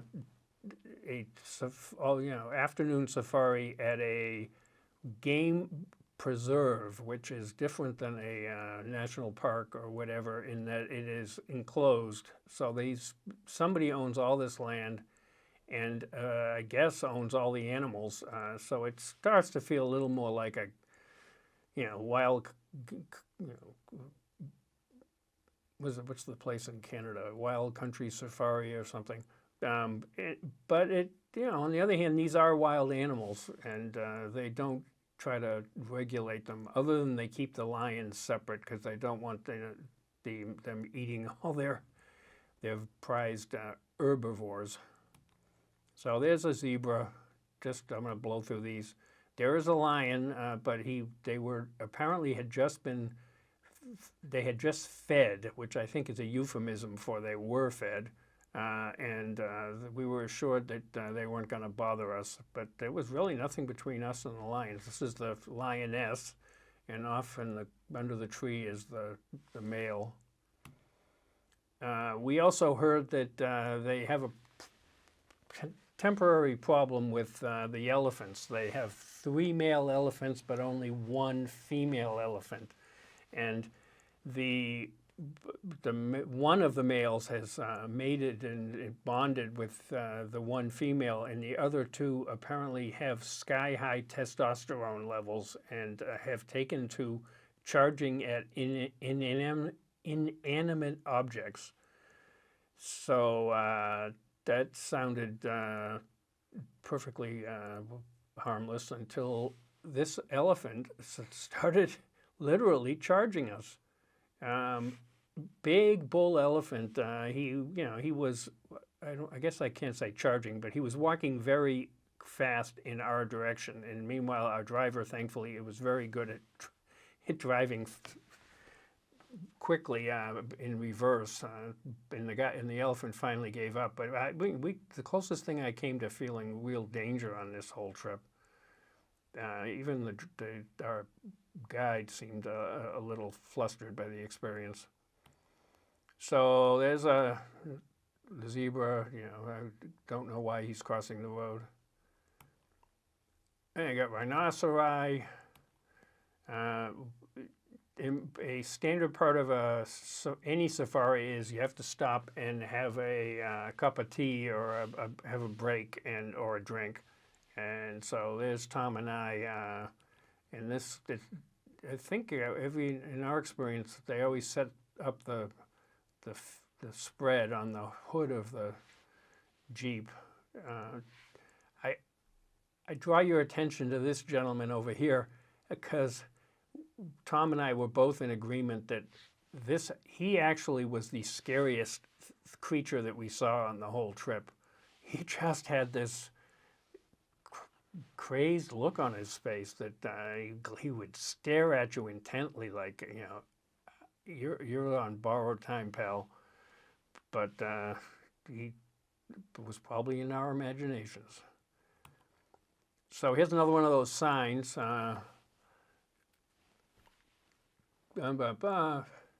It's management and owner. Well, management and owners shall not be liable for any injury or loss, however incurred, while using these facilities, irrespective of any negligence on the part of the hotel, its employees, or agents. Must be tough to be a lawyer specializing in lawsuits. So this is, I spoke earlier that we were going to be going to Robben Island where Nelson Mandela was imprisoned. And there it is.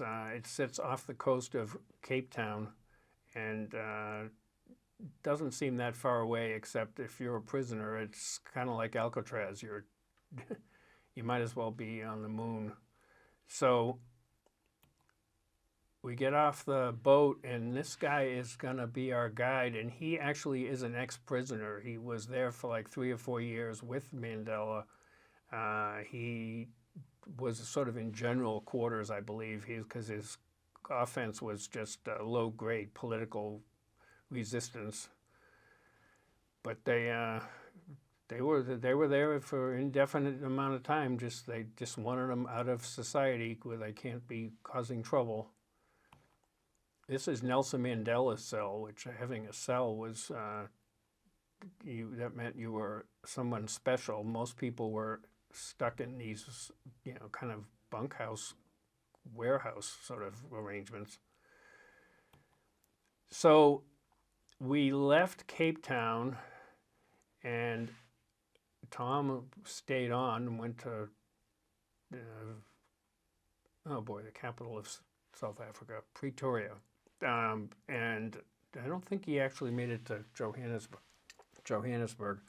But anyway, we got on the boat, and this was a long passage along the west coast of Africa to Ghana. And there was a lot of activities on the ship that helped us pass the time. I think it was like 7 days at sea.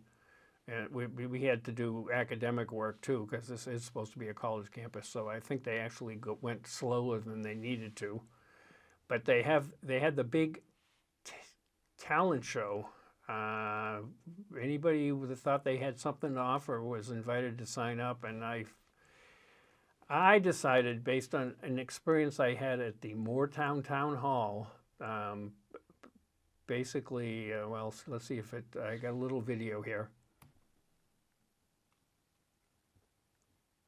So you're going to hear one hoot here, and that is from Annabelle Bond, who was the only student from Vermont on the ship. Back in my little hometown of Moortown, Vermont, we had an open mic every month, and in the month of March, I was pressed into service to do something Irish for St. Paddy's Day. And but to paraphrase George Harrison, they suffered for my art, now it's your turn. So a couple of jokes and a couple of poems. I think they're hopefully short enough. So did anybody hear the joke about the Irishman that walked out of a bar? No! No, really?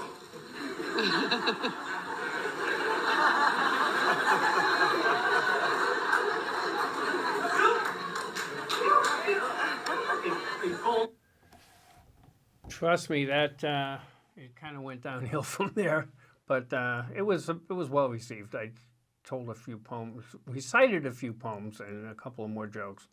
Anyway, continuing, this is the route to get to Ghana. We actually had 2 ports. I don't quite understand why that was necessary. I guess they thought it would allow us to see a bit more of the country. Greeted with the usual fanfare on the dock.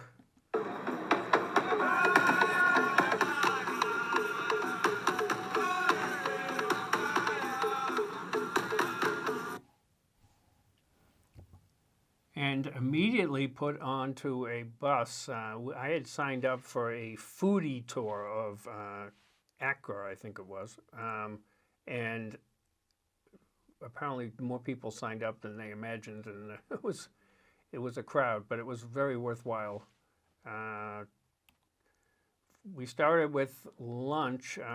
This woman is preparing the staple in Ghana called fufu, which is made from the relentlessly pounded and smashed roots of the cassava plant, about which I know nothing. But here's a video of somebody trying to help out.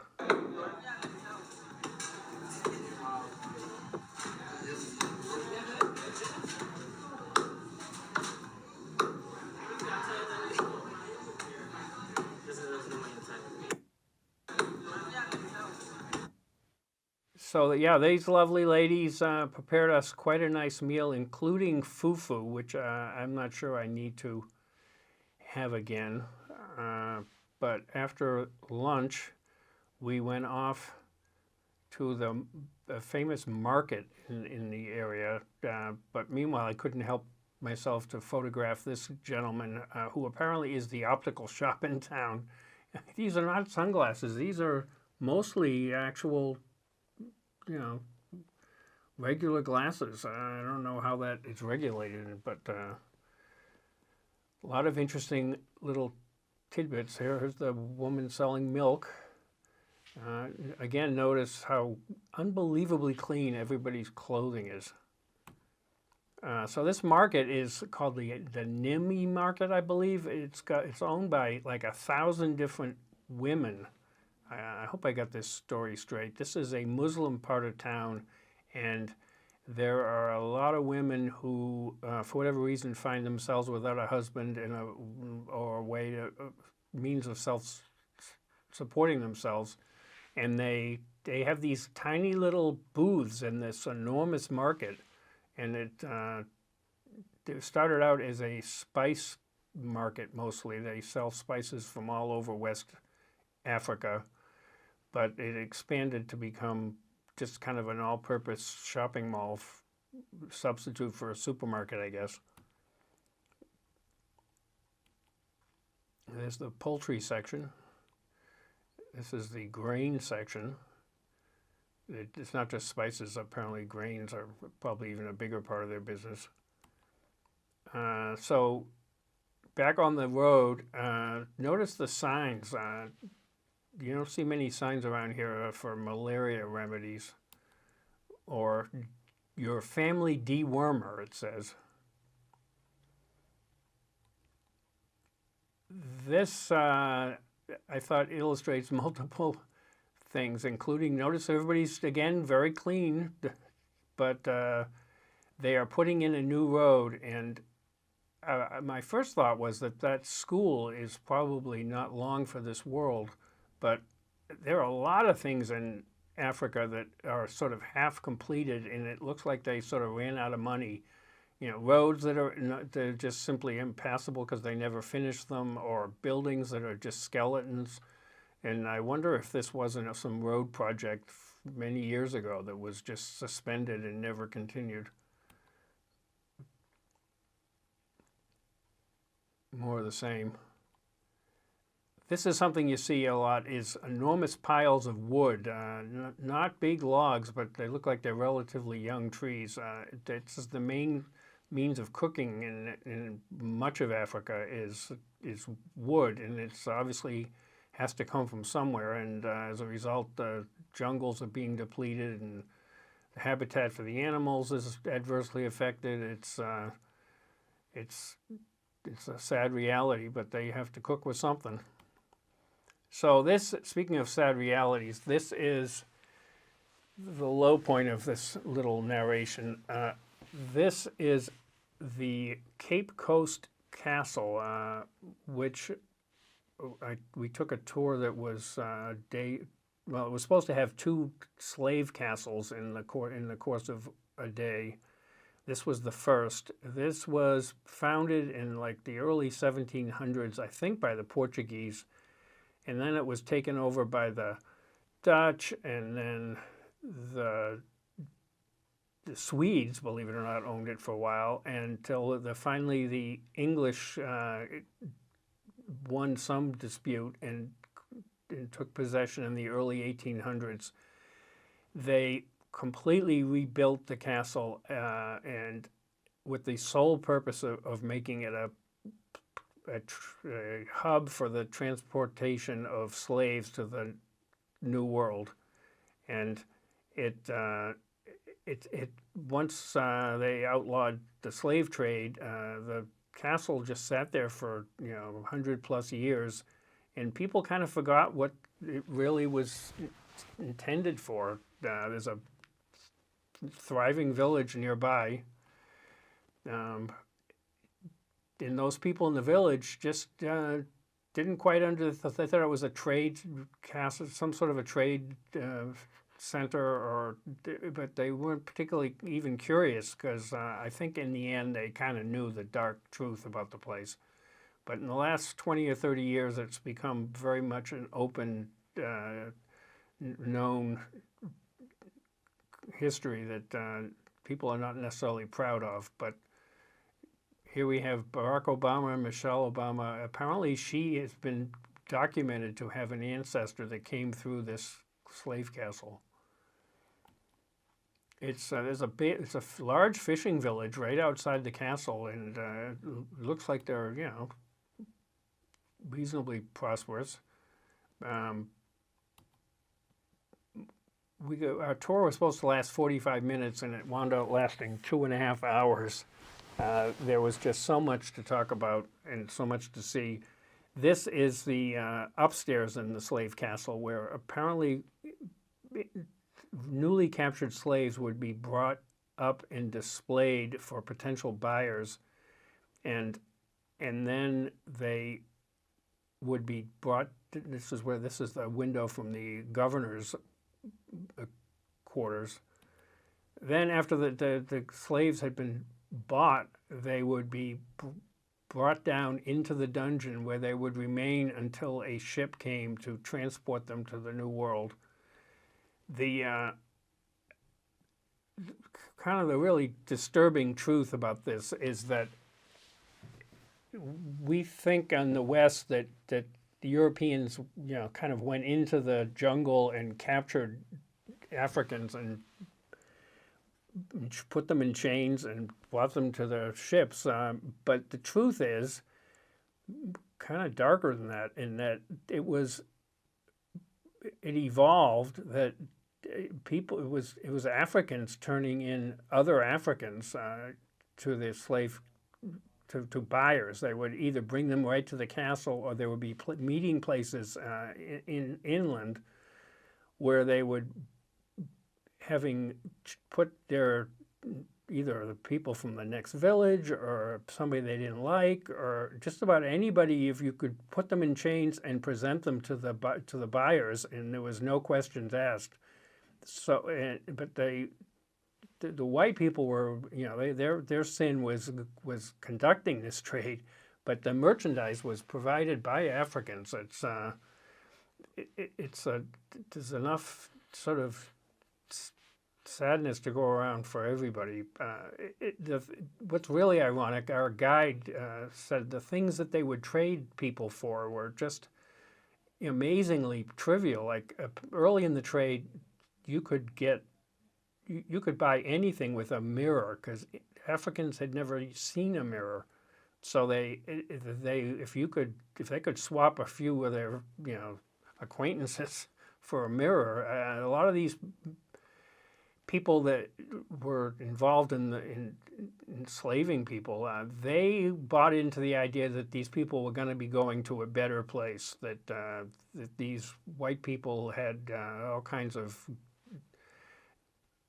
great living accommodations and pleasant jobs, and that maybe we're doing our neighbors a favor, but obviously not. So this is one of the dungeons.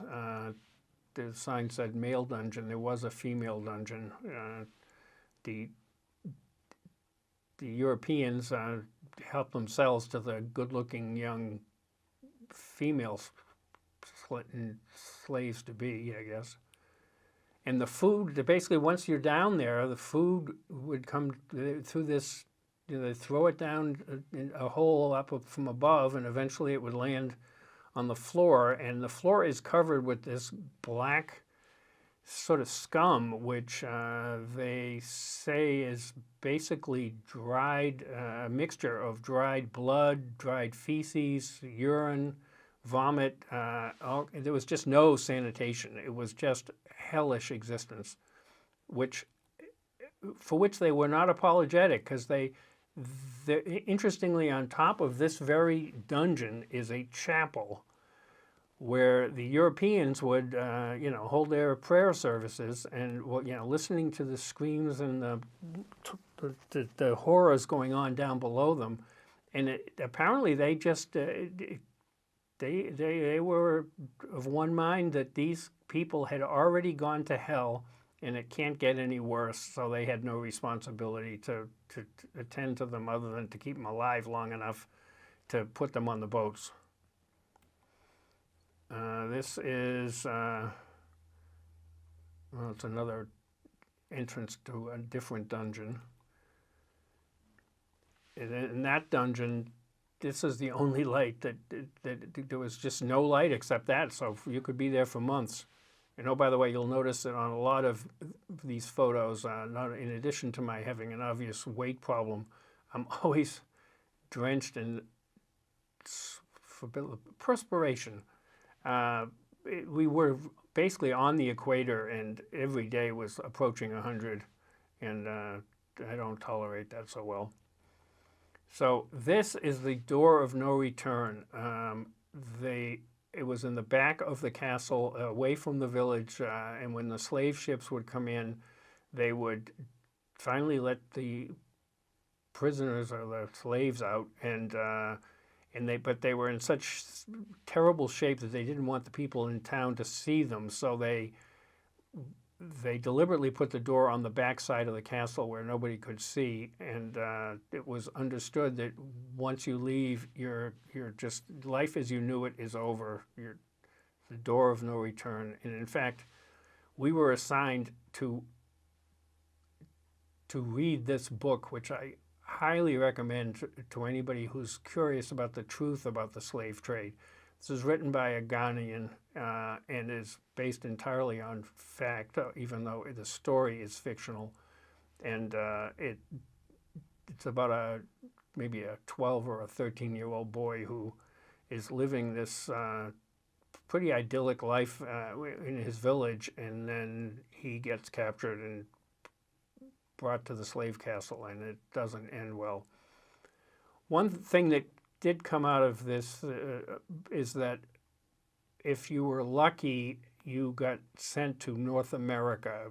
97% of slaves went to the Caribbean or Central or South America, and the business model of slavery for them was that you would just work a slave to death, and the average life expectancy was 3 years.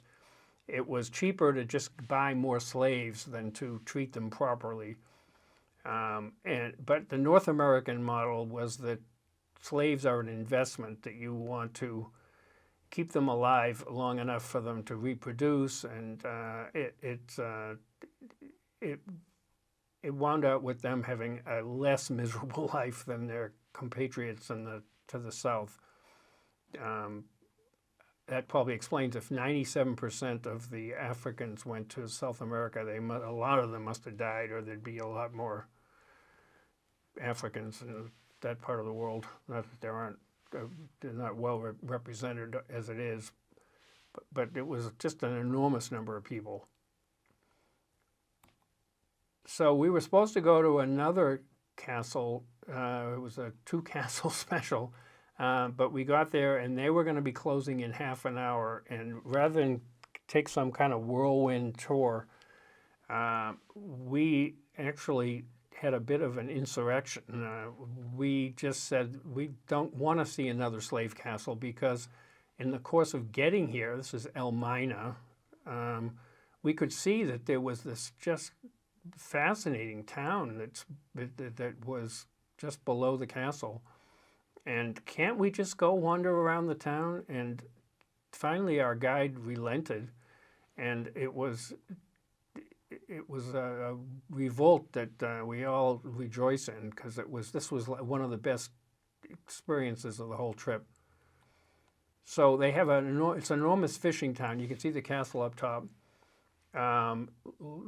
Lots and lots of fishing boats. This is the picture that I used to promote this little presentation. I couldn't find a decent picture of myself. I look a little weird. But anyway, so we're on this bridge and looking down, and there's these boys just playing on the boats, and we sort of make eye contact. And next thing you know, they're putting on a show for us. They're jumping off the boats and they're swimming around. Let's see what this guy does. They're having so much fun. They're enjoying showing off. So they learn a skill here. They develop the skill.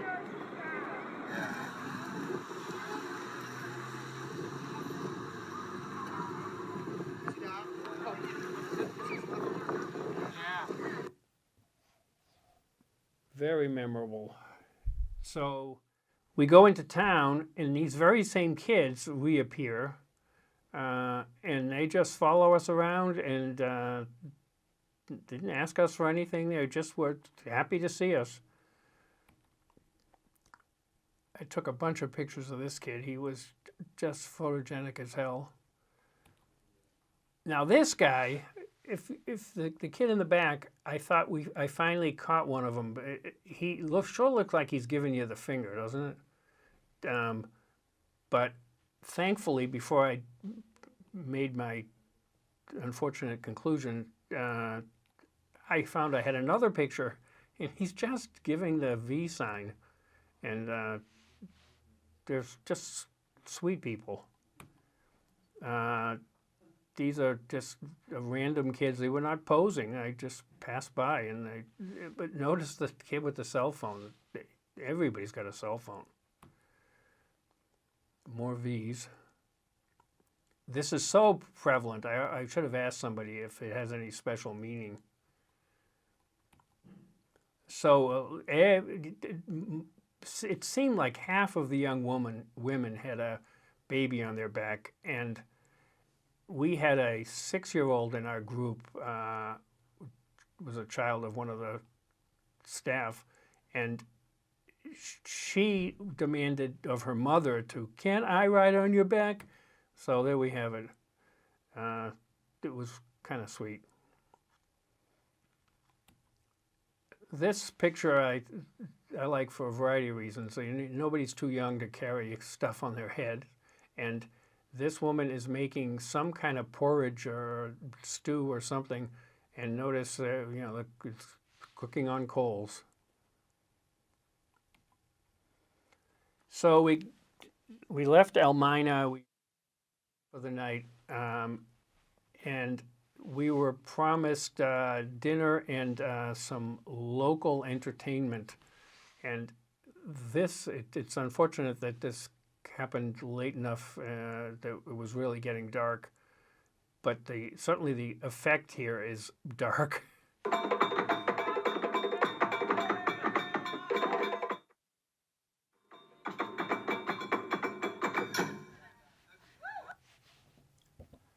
Ghanaians are very proud of their drumming ability, and they're kind of world famous for it. So they eventually they drummed for 45 minutes or something, and then out came the dancers, and these women in the dark were just absolutely wild, and you really felt like it was something out of some Victorian novel about Africa, and it was borderline scary until it was over, and these two women that had just been dancing came over with some kind of petition or something they wanted signed, and they were just lovely people. I keep using that word. We could have talked, all night. They wanted it, where are we from, and they wanted to get to America sometime, and they were actually collecting email addresses. Exactly why, I don't know, but you can't not judge a book by its cover, for sure. This picture I just included because it's I got a lot of comments when I posted it during the trip. She's got a baby on her back. She's got a baby on her back. We got a chicken just inexplicably trying to cross the road. These mobile money things are everywhere. It's a combination of, I don't know if it's a combination bank and cell phone provider. This is a cell phone provider, but boy, I probably have 100 pictures of just different booths just like that all over the place. another woman with a baby on her back, and God knows what on her head. But it's that really captures the flavor of Ghana at its best. Again, she's squeaky clean. This is the God is My Witness luggage shop. It's a common thing is to put Jesus Saves or something on your business. It's apparently good for business. So this was another guided tour. We went to a village that is entirely on stilts in the middle, not in the middle, it's on the edge of a lake. In order to get there, you had to walk a mile. During the dry season. During the rainy season, the lake expands and you can pretty much get on a canoe from wherever you parked your car. But here we're walking through the fields. We got to the boats, and now 5 miles to get to the village, which is at least 400 years old. People don't really understand how these people even got there. They've been able to reconstruct the known facts enough to think that they came from either Mauritania or Sudan, quite a bit north of Ghana. And legend has it that they were escaping wars and pestilence, and they went south and just nobody would let them settle on land. So they hit on the idea of settling on water where they could see attackers coming. They could fish. They didn't, they were landless. But this apparently has worked for 400 years. There's 500 people living in this village. And it somehow seemed normal. Here's a couple of kids coming from school, I guess.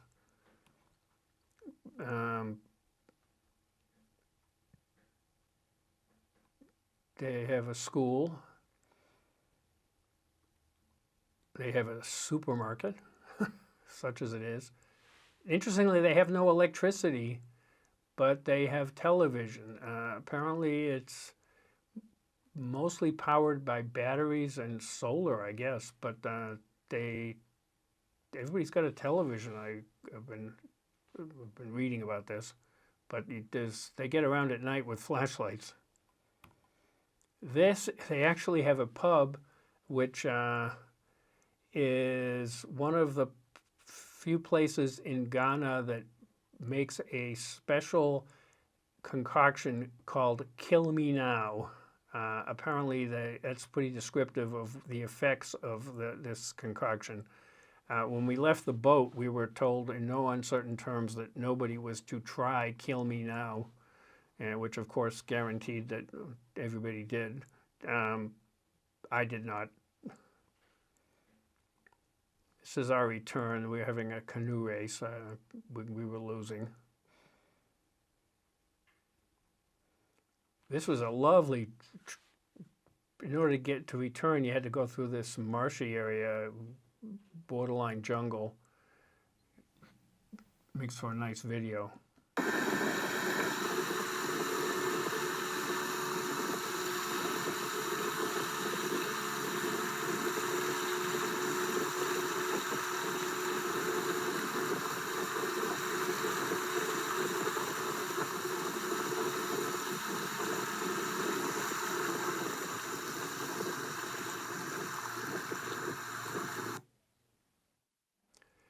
They only recently motorized these canoes. If you read the guidebooks, they say that this little section is very interesting because there's all kinds of monkeys and birds and other wildlife. But because they get scared away by the motor, it's no longer the case. So very early in the program, I pointed out in the corner of a picture in Thailand was 2 people on a motorcycle with a young child sort of squeezed between them. I don't know if it was clear what I was talking about at the time, but that prompted me to take an interest in how many people can actually fit on a motorcycle. And driving around Africa, I guess I started in Asia, so Asia and Africa, that's very common to see multiple people on a motorcycle. And on multiple occasions saw 5 people on a motorcycle. And I came to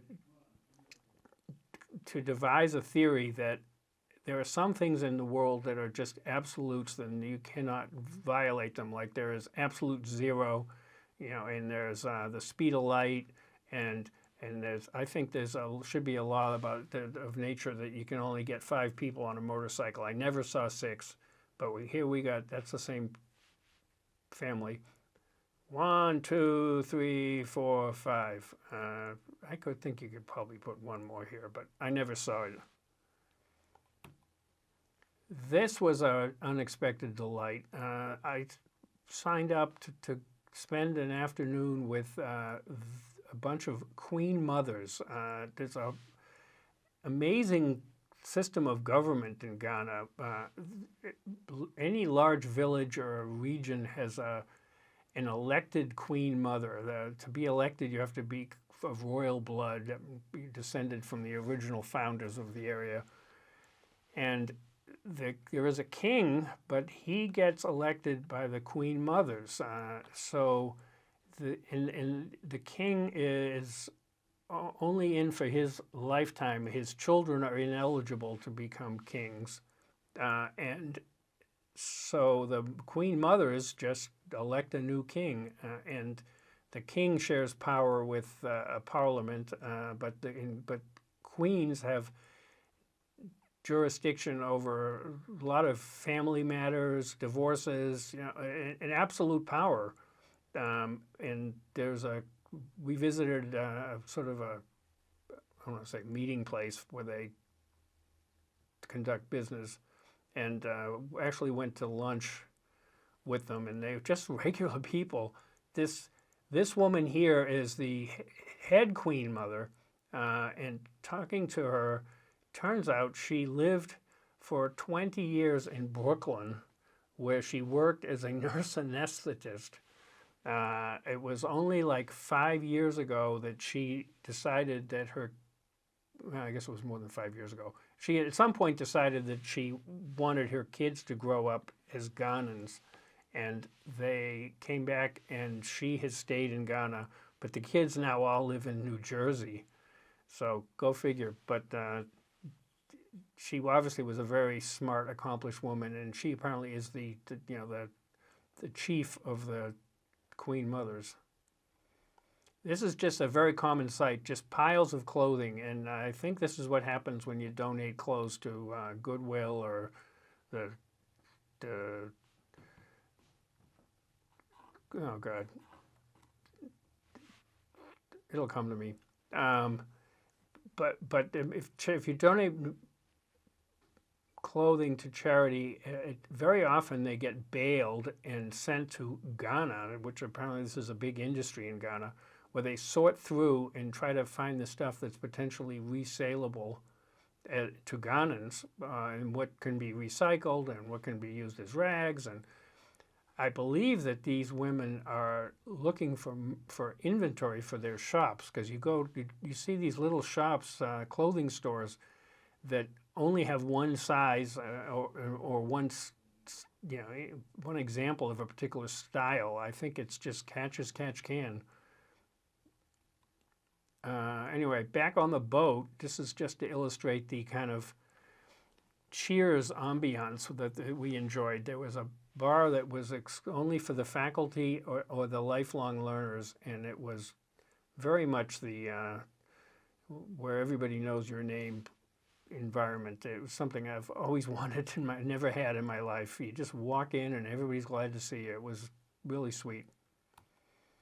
This is now we've left Ghana, and we are heading to Tangier, Morocco. Off to our left was, off to our port was the Canary Islands. So we're going to wind out in Tangier, and there it is. We were supposed to go to Morocco, but because of the earthquake that they had in Morocco a couple of years ago, they were still rebuilding. Notably, Marrakesh got pretty much flattened. We were supposed to go to Casablanca. We got detoured to Tangier, which turned out to be just a much nicer place than Casablanca, so that worked out well. I was in an economics class, and every class has a shore class where the entire class goes off on some educational experience. In this case, we were brought to the local university, and there was a lot of divisions of the university, but here they have a Institute of Tourism of Tangier, and we learned about the economics of the tourism industry. Notice that several buildings on campus were built by the United States, which they are grateful for, and the sign endures, even though the building's obviously kind of old. This was my first sighting of mint tea. They gave us lunch, and this guy is properly pouring mint tea. It's always comes out of a silver teapot, and it has to be poured from a certain height, or at least a minimal height. I heard various explanations of why they do that, but it became a kind of a source of fascination as time went on. So that night we signed up for dinner with a local family. So this is the group from the ship, and the woman with the scarf is going to be our hostess. She gave us a walking tour of the Medina, the old town of Tangier, and then we got to her apartment, but the sun was still up, and this was during Ramadan, very important. During Ramadan, good Muslims don't eat or drink anything between sun up and sundown. So we were warned that people would be grumpy late afternoon and early evening, and I saw some evidence of that. But the bottom line is they haven't eaten or drank, and this is a hot climate. It's a major sacrifice, and this goes on for a month, the month of Ramadan. So she told us to go up on the roof and watch the sunset, which I've gotten a lot of favorable comments about this one photo. I don't know why it's so appealing, but I guess it is. Most people notice it must be laundry day.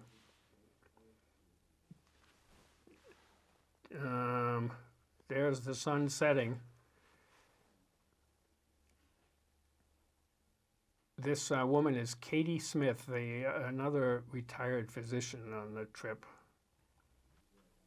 So continuing, the sun has now set, and so we can eat. And we go down to her admittedly kind of cramped quarters, and we get the almost obligatory first meal of the day. The custom is you start with this lentil soup and figs. Typically they have a big feast every night because they haven't eaten all day. But it starts modestly with this, with figs and the lentil soup, and then something sweet, and then we had this really nice tagine, and it was just a lovely evening. And she was very gracious, and I felt bad that her husband and her mother were in the kitchen furiously cranking out the food. Oh, there she goes now she's got, notice that it seems like every time I take a picture of this, the teapot goes higher. I never saw any spill. So next day I had signed up to go on a hike. I had no idea what I was getting into. They did not say it was going to be arduous or particularly challenging. I get on our little bus and I find out that there are no students. It's basically me and a bunch of RAs, resident assistants, that typically graduate students or young adults in their mid to late 20s, and all of them fit in mountain climbing, marathon running, whatever's, and me. And they took one look at me and said, "This is not going to go well," because turns out the mountain we're supposed to climb is 3,500 feet, and we're starting at sea level. I heard it was the twin to the Rock of Gibraltar. It's on the Moroccan side of the Straits of Gibraltar, and I imagined it was going to be sort of comparable to the Rock of Gibraltar in height, but it was a real mountain. In ancient times, they used to refer to the Rock of Gibraltar and the mountain we climbed as the Pillars of Hercules, guarding the Mediterranean from the Atlantic. So this is the village that we set out from, and the one we returned to. Way off in the distance, you can see the Rock of Gibraltar. This is our guide. Again, it was a very hot day. I don't know why he was dressed like that, but he never failed to have a smile. He had a wonderful attitude, and he hadn't eaten or drank since sunup. And they talk about, hey, it's just what we do, here, have a cookie. It completely non-judgmental. So there I am, 2/3 of the way up the mountain. Notice the perspiration. And I had a real epiphany. The last third was going to involve a really brutal scramble up a stone chute that I looked at that, and a light went on in my head, and I decided it is more important to get to the bottom of the mountain than to get to the top. And I wasn't going to bite off more than I could chew. So the rest of my group went on to the summit, in which they scaled without any trouble, while I rested and dried off, and then we headed down the mountain. There again is the Rock of Gibraltar. So we're coming down the mountain, and they are in full speed ahead mode, and I'm just, taking baby steps. I exaggerate slightly, but they were easily going twice as fast as I, and I didn't want to slow them down, so I kept saying, just go at your own pace, just wait up for me every so often. And it turned out that we got into this routine of them stopping and saying, Bill, are you okay? Bill, you're all right? But Bill, and I kept saying, I'm okay, I'm coming, and I did make it to the bottom, but amazingly, when our group reassembled at the bottom of the trail, we could still hear, Bill, you okay? How you doing? Bill! And it turns out that this town sits in an amphitheater surrounded by the mountains, and they can hear everything that you're saying up on the mountain. And the kids in the village thought it was hilarious, and they just started screaming, hey, Bill. And it was just this chorus of kids, unseen. I mean, we're just assuming that that's the explanation. It would have been a heck of an echo, but it was just a typical sweet, wouldn't happen in the U.S. moment. Notice we got Rock of Gibraltar still. This was interesting. This island off the coast of Morocco, it actually belongs to Spain, and has been the source of dispute for centuries. It is uninhabited because whenever anybody tries to inhabit it, somebody's army comes to throw them off. There's a lot of weird geographical quirks in this part of the world. I mean, Gibraltar is part of Britain, and there's a big chunks of northern Morocco that still belong to Spain. There's a city that is kind of walled off from Morocco, but it's kind of the complement to Gibraltar in terms of the Spanish. So I went rogue again on another day, actually 2 days, and traveled to the mysterious city of Fez, which was a couple of 100 miles south of Tangier. I'm on a train compartment with these two ladies. We did not exchange a word. I don't remember them even speaking to each other. They just sat there like they had enough to worry about. But and I felt bad taking this picture. But this woman, after I took the picture, looked at me, and if you can smile with your eyes, she sure as hell did. And it was kind of weird that we communicated just by looks, but I feel like I almost got to know her. So this is the city of Fez, which is really a magical place. It was founded in the year 800. I got a little recitation here that I copied out of the guidebook. Since its founding in the 8th century, Fez has attracted scholars, philosophers, mathematicians, astronomers, and theologians. Traveling to its Medina is like stepping back in time to an era before motor vehicles and heavy machinery. Today, 150,000 people call this twisting maze of twisting lanes home. I thought I was reading that right. It's just an amazing place. It's just like Lamu. It's a complete time travel experience. There's 150,000 people live in this walled city, which has 0 motorized vehicles. It's the largest urban area in the world without motorized vehicles. I was urged by everybody to get a guide because it also has 10,000 named lanes and alleys, and once you get into Fez, you may never be seen again unless you have somebody to tell you where to go. So I hired this guy who spoke an absurd number of languages. I was told he spoke French, which I was eager to have a guide that would speak French because I speak a little French, and Morocco has French as a second language. But it turns out he wanted to practice his English, which is a common occurrence. So anyway, this is just a typical street in Fez.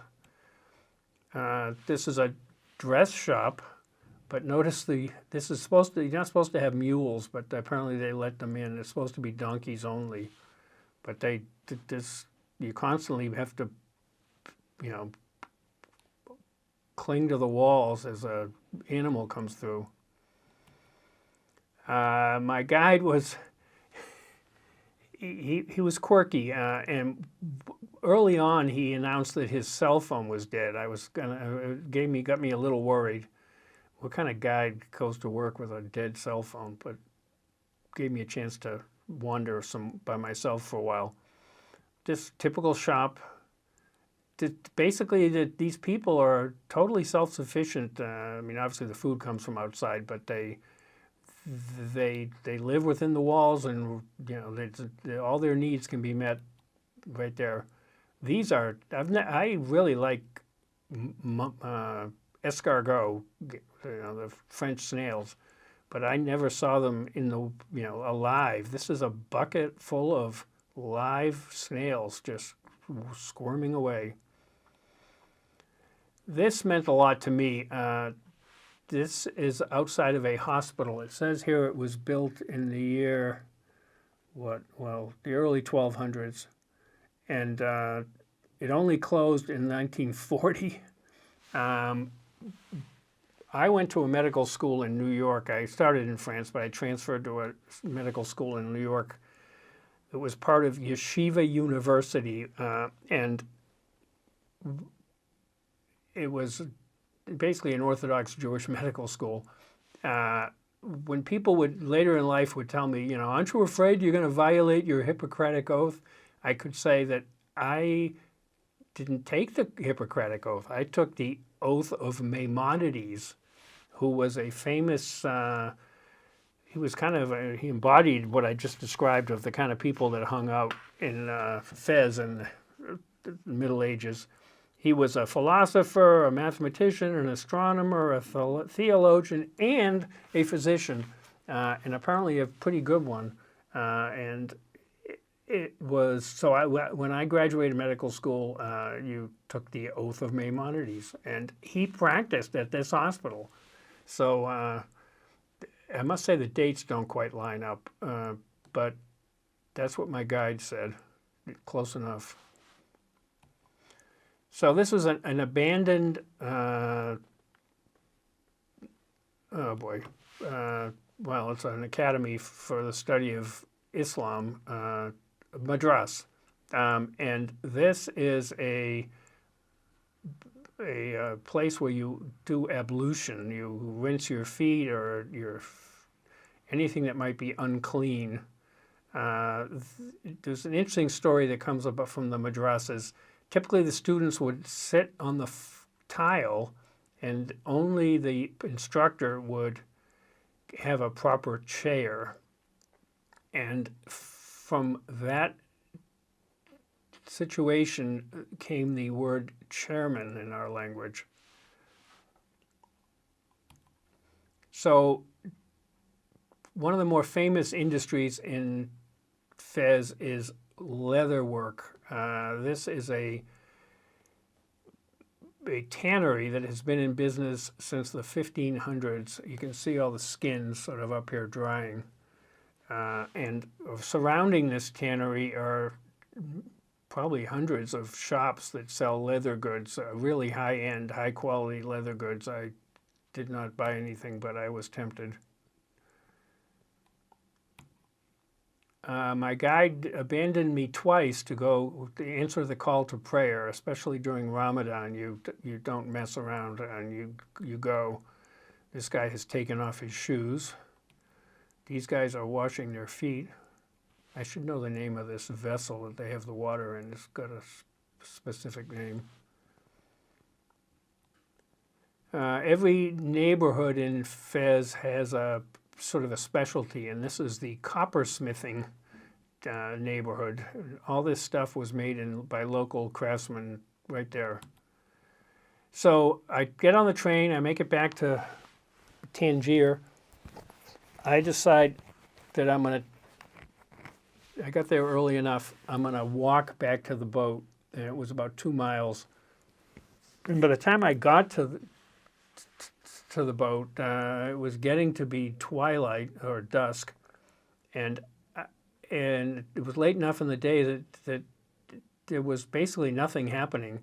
But I'm on this road down here and trying to figure out how to get to the boat. It turns out it was just a maze of doors and gates, and I finally got, after asking many people where I should go, I finally wound up in front of the passenger terminal, because there is ferries here that go to Europe.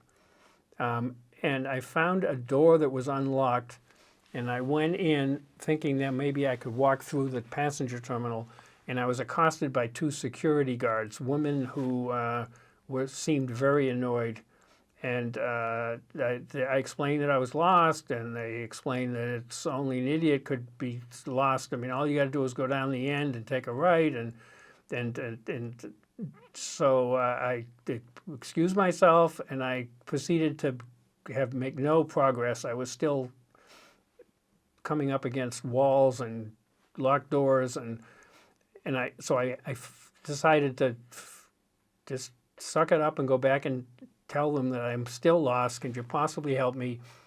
And the one woman seemed pretty damn annoyed, but she marched me through some series of openings that I could then see the boat, and it was a clear shot. And she basically said, good night, and went back to whatever she was doing. And I walk along the pier, and next thing you know, I hear her screaming, "Stop! Stop!" And she comes running after me. And I could not imagine what I had possibly done that would warrant this.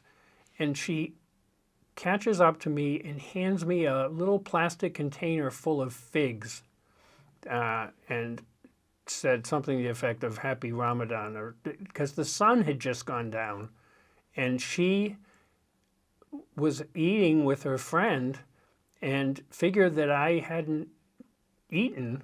And the presumption is that you're Muslim. It's like 98% Muslim. And it was just really sweet. And this is just an example of just, you're always, I had so many pleasant surprises. So there's a high-speed train between Tangier and Casablanca. And given that we were supposed to go to Casablanca, I figured I'd sign up for that tour, at least say I was there. And I'm glad I went, only to understand how unattractive Casablanca is. One of the big attractions is this enormous mosque, the second largest mosque in the world, I believe. And we were supposed to get a tour, except our guide, possibly the most incompetent guide I've ever encountered, did not know that the mosque was closed for the day because the king was in town. So instead we went to some museum, which basically was a museum of posters, which actually I thought was great. I really enjoyed it, but apparently some of the students would rather be on their phones. So this is typical architecture in Casablanca. It really is just a relentlessly grim. It looks like Eastern Europe before the Iron Curtain fell. This is the UN Plaza, which everybody talked about as being the sweet spot in Morocco, and it didn't look all that special to me. So we had lunch. The highlight was lunch at Rick's Cafe, which, as you might imagine, is not the real Rick's Cafe for a variety of reasons, including Rick's Cafe in the original screenplay of Casablanca was supposed to be in Tangier. They only made it in Casablanca just because it was a better title for a movie. The original screenplay was called Everybody Comes to Rick's. So this is a complete fraud, but I must say it's a very well done fraud. To paraphrase somebody, it's a genuine copy of a fake cafe. The original was on a soundstage in Hollywood. So this is the inside. They really did. It was believable. Here, I don't know if this guy was really drunk or was an actor, but he's being escorted out. So the next day, we took a trip north of Tangier to see a variety of attractions, and this is where the Atlantic meets the Mediterranean. I got to ride a camel, which actually it was not a camel, it was a dromedary, if you want to be specific. I never did get his name. So we then went back to town, and we're getting a tour of the Medina, actually the Casbah, which apparently is the most restricted part of the Medina. And people live in the Casbah typically don't have ovens in their houses, but they have a communal oven. And this is this one guy who they come down with these, trays with their baking projects, and he bakes them for them, and then they come back and pick them up an hour later or whatever. It was quite a otherworldly scene. Okay, this is my last mint tea. This guy we were having lunch at a kind of a fancy restaurant, and this guy, I think he took it to the limit. This is where the talk was going to end because I was limited by time when I was at the library, but I got to quickly blast through Portugal. So we left Tangier, and going to Oporto. Originally we were supposed to go to Dublin, but for some reason we got rerouted to Oporto, which was okay with me. It's a pretty town, but one thing that struck me is after my trip through Asia and Africa, I was easily bored by things that looked remotely familiar. This it's just a Western city with, you know, cars and big buildings and restaurants, and it just didn't seem all that exotic, and I would have happily just spent another week in Africa.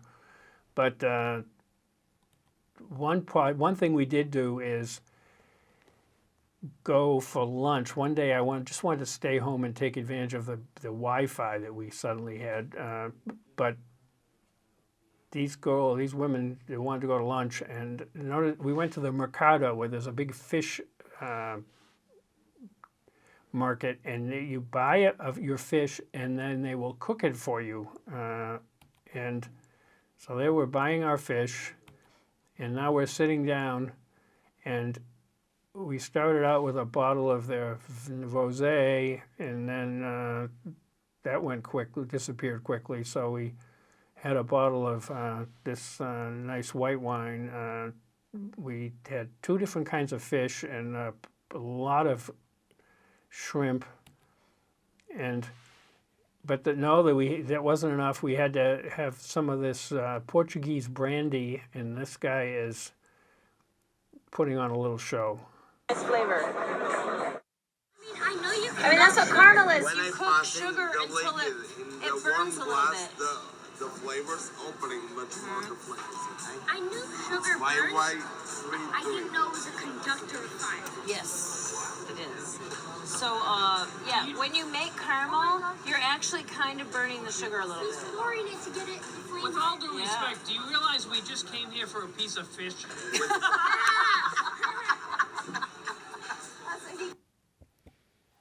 So, again, we're blasting through Portugal. This woman was a guided tour of Porto, and she was I spoke of a previous guide as being incompetent. This woman was just annoying. She never stopped flailing her arms, and you'd think she was on stage performing for some exotic improv troupe. Here she is in action. That's the Cleric Tower. Tower, church, and hospital, 75 meters high. It was from here that the first short movie, like advertisement for TV, was produced from Spanish cookies. So they had like 2 surf guys, Malabarists. Do you say Malabarists? Yeah? They were like, and throwing flyers. So that was the first film ever being filmed here in Portugal. That's why we have the Sunset Portugal. Have you heard about that? I'm sorry, I shouldn't have subjected you to that. This is a wolf trap. We went to a national park, the only national park in Portugal, and this guy grew up before it became a national park, when it was just a remote village, and he experienced the problem of the wolves in the mountains coming down and eating their sheep. They had kind of a understanding with the wolves. You can only eat so many sheep before we come to exterminate you, and they would take a pack of wolves and drive them down the mountains, banging pans or whatever it took, and they'd go into this trap, and they eventually the wolf pack would wind out in this circle down at the bottom, and they would stone the wolves to death. And this is a big part of their self-image, is that we had this highly efficient wolf trap. Anyway, here we go, just some flavor of life on the ship. I mean, it was just a happy, fun community. I frankly forget why these people are reveling, but that was not an unusual sight. Here is it's a very international scene. This guy was born and raised in communist China, left at his earliest opportunity. Actually was a professor at Middlebury for a long time. Now is in California, works in high tech. But he's also very knowledgeable about sustainability. So my daughter is involved in that. So I frankly forget her story, but she was not an American. This guy was from Germany, and this guy was a real Sherpa. His last name was Sherpa, and these guys were the sort of stars of the class, and we had assembled for a sort of end of the semester party, and I took this photo. This is my family again, just a lovely bunch of people. More revelry. That's Blessing, the guy who was the dance instructor. This was a party, a cocktail party before our going away banquet in somebody's cabin. There was a lot of these events that definitely made me want to go to more cocktail parties. There was our banquet. There's a look at the crowd.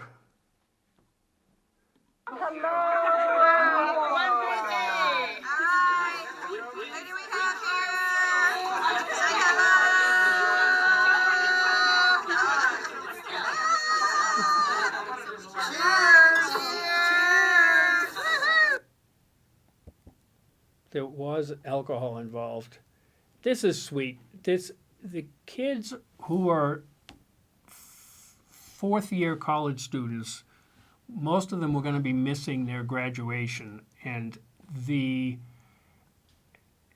is the same class that missed their graduation because of COVID from high school. So that these kids would have gone through life without any graduation from either high school or college. So the ship decided to put on a graduation. I want to say a simulated graduation. I mean, I guess it doesn't have any legal status, but it was really sweet. Most kids had sashes, and they were officially graduated by the captain. Apparently, that's the only one that can do it on a ship. And this is Lexi, was one of my the students in my family, and she was one of the kids who otherwise wouldn't have had a graduation ever. And I managed to scrounge this sash, I think they call it, from a friend who happened to have it, and so I was proud parent. Okay, we're now entering the North Sea, and it looks like the North Sea. I got a text from this girl, Lexi, inviting me to a sing-along to sea shanties that they were going to have on the back of the boat, and I had very little interest in going because, what can I say, not up my alley. But boy, one thing I learned from this trip is try not to say no, because you'll always have a pleasant surprise. And so I went, and it was just so uplifting that these kids knew the sea shanties. They could do a dance-a-fine jig, and it was just a surreal, wonderful experience. This was our very final cabin crawl, where you welcome people in your cabin, and it's usually dependent on how much alcohol you have, how many people come by. But I saw this couple who were really good friends, Tom and Maeve Burns, and they were by the window, and I saw the light was just perfect, and I said, please let me take a photo. And I think this sort of captures the wistfulness of the end of the trip. So it's over. This presentation is almost over. That was my suitcase. I found my suitcase in the pile. Actually, I had two. I couldn't find the other one. So we're arriving in Bremerhaven, Germany. I think I'll end it there. I do have some slides of do we have it? That's the landscape around Bremerhaven. It was not the prettiest part of Germany for sure. It's Amsterdam. There's the Rijksmuseum, which has, this is the room with all the Vermeers. I'm going to fast forward just because I want to. Okay, there we go. This is around the world in 120 days, and I'm going to be flying to Boston. I am greeted at the airport by my son, who I'll forever be grateful. Flew to Burlington, drove down to Boston to pick me up, and now I'm home. Welcome home, Bill. And this was done by maybe a 5-year-old girl lives next door. It just warmed my heart. Thank you, Mara. So it was 120. It was actually 121 days, but if you saw the movie Around the World in 80 Days, you lose a day when you travel around the world as I did, and though I must say I have really a hard time getting my head around this. But I think if you subtract that day, I did make it 120 days. So there you have it. This is the last slide. I'm now home. I go to Costco to restock because my house is empty. And I get in line behind this woman over here in the purple skirt who is buying just as much bread as she could fit in her cart. I mean, there was just not another room for another loaf. And having been through this adventure, I decided I just wanted to connect with this woman. She obviously is from India or someplace in the immediate vicinity, and she happened to turn around and look my way, and I couldn't resist saying, "Wow, you must really like bread." And she looked at me kind of blankly, or maybe a little annoyed. And then a few, 30 seconds later, she turns around and gives me this enormous smile. And it was so sweet. And so she eventually paid up, and she's pushing her cart away, and she turns around and gives me another smile. That was the extent of our interaction. But I have a theory. There's a lot of people at Costco who look like they came from somewhere else. She probably was stocking up for some sandwich shop or something that her family runs. I got to the register, and it was $507 worth of bread she was buying. But I bet she is just never talked to anybody at Costco. You tend to ignore people who look like they're from away, and suddenly I just want to stop them and know more. Where are you from? And tell me your story. It's that little moment with this woman just sort of was emblematic of the effect of the trip on me. We're all in this together. So on that note, thank you for watching. Thank you for the people that came to my rather well-attended library presentation. And thank you to the crew at Mad River Valley TV for all their work on this little project.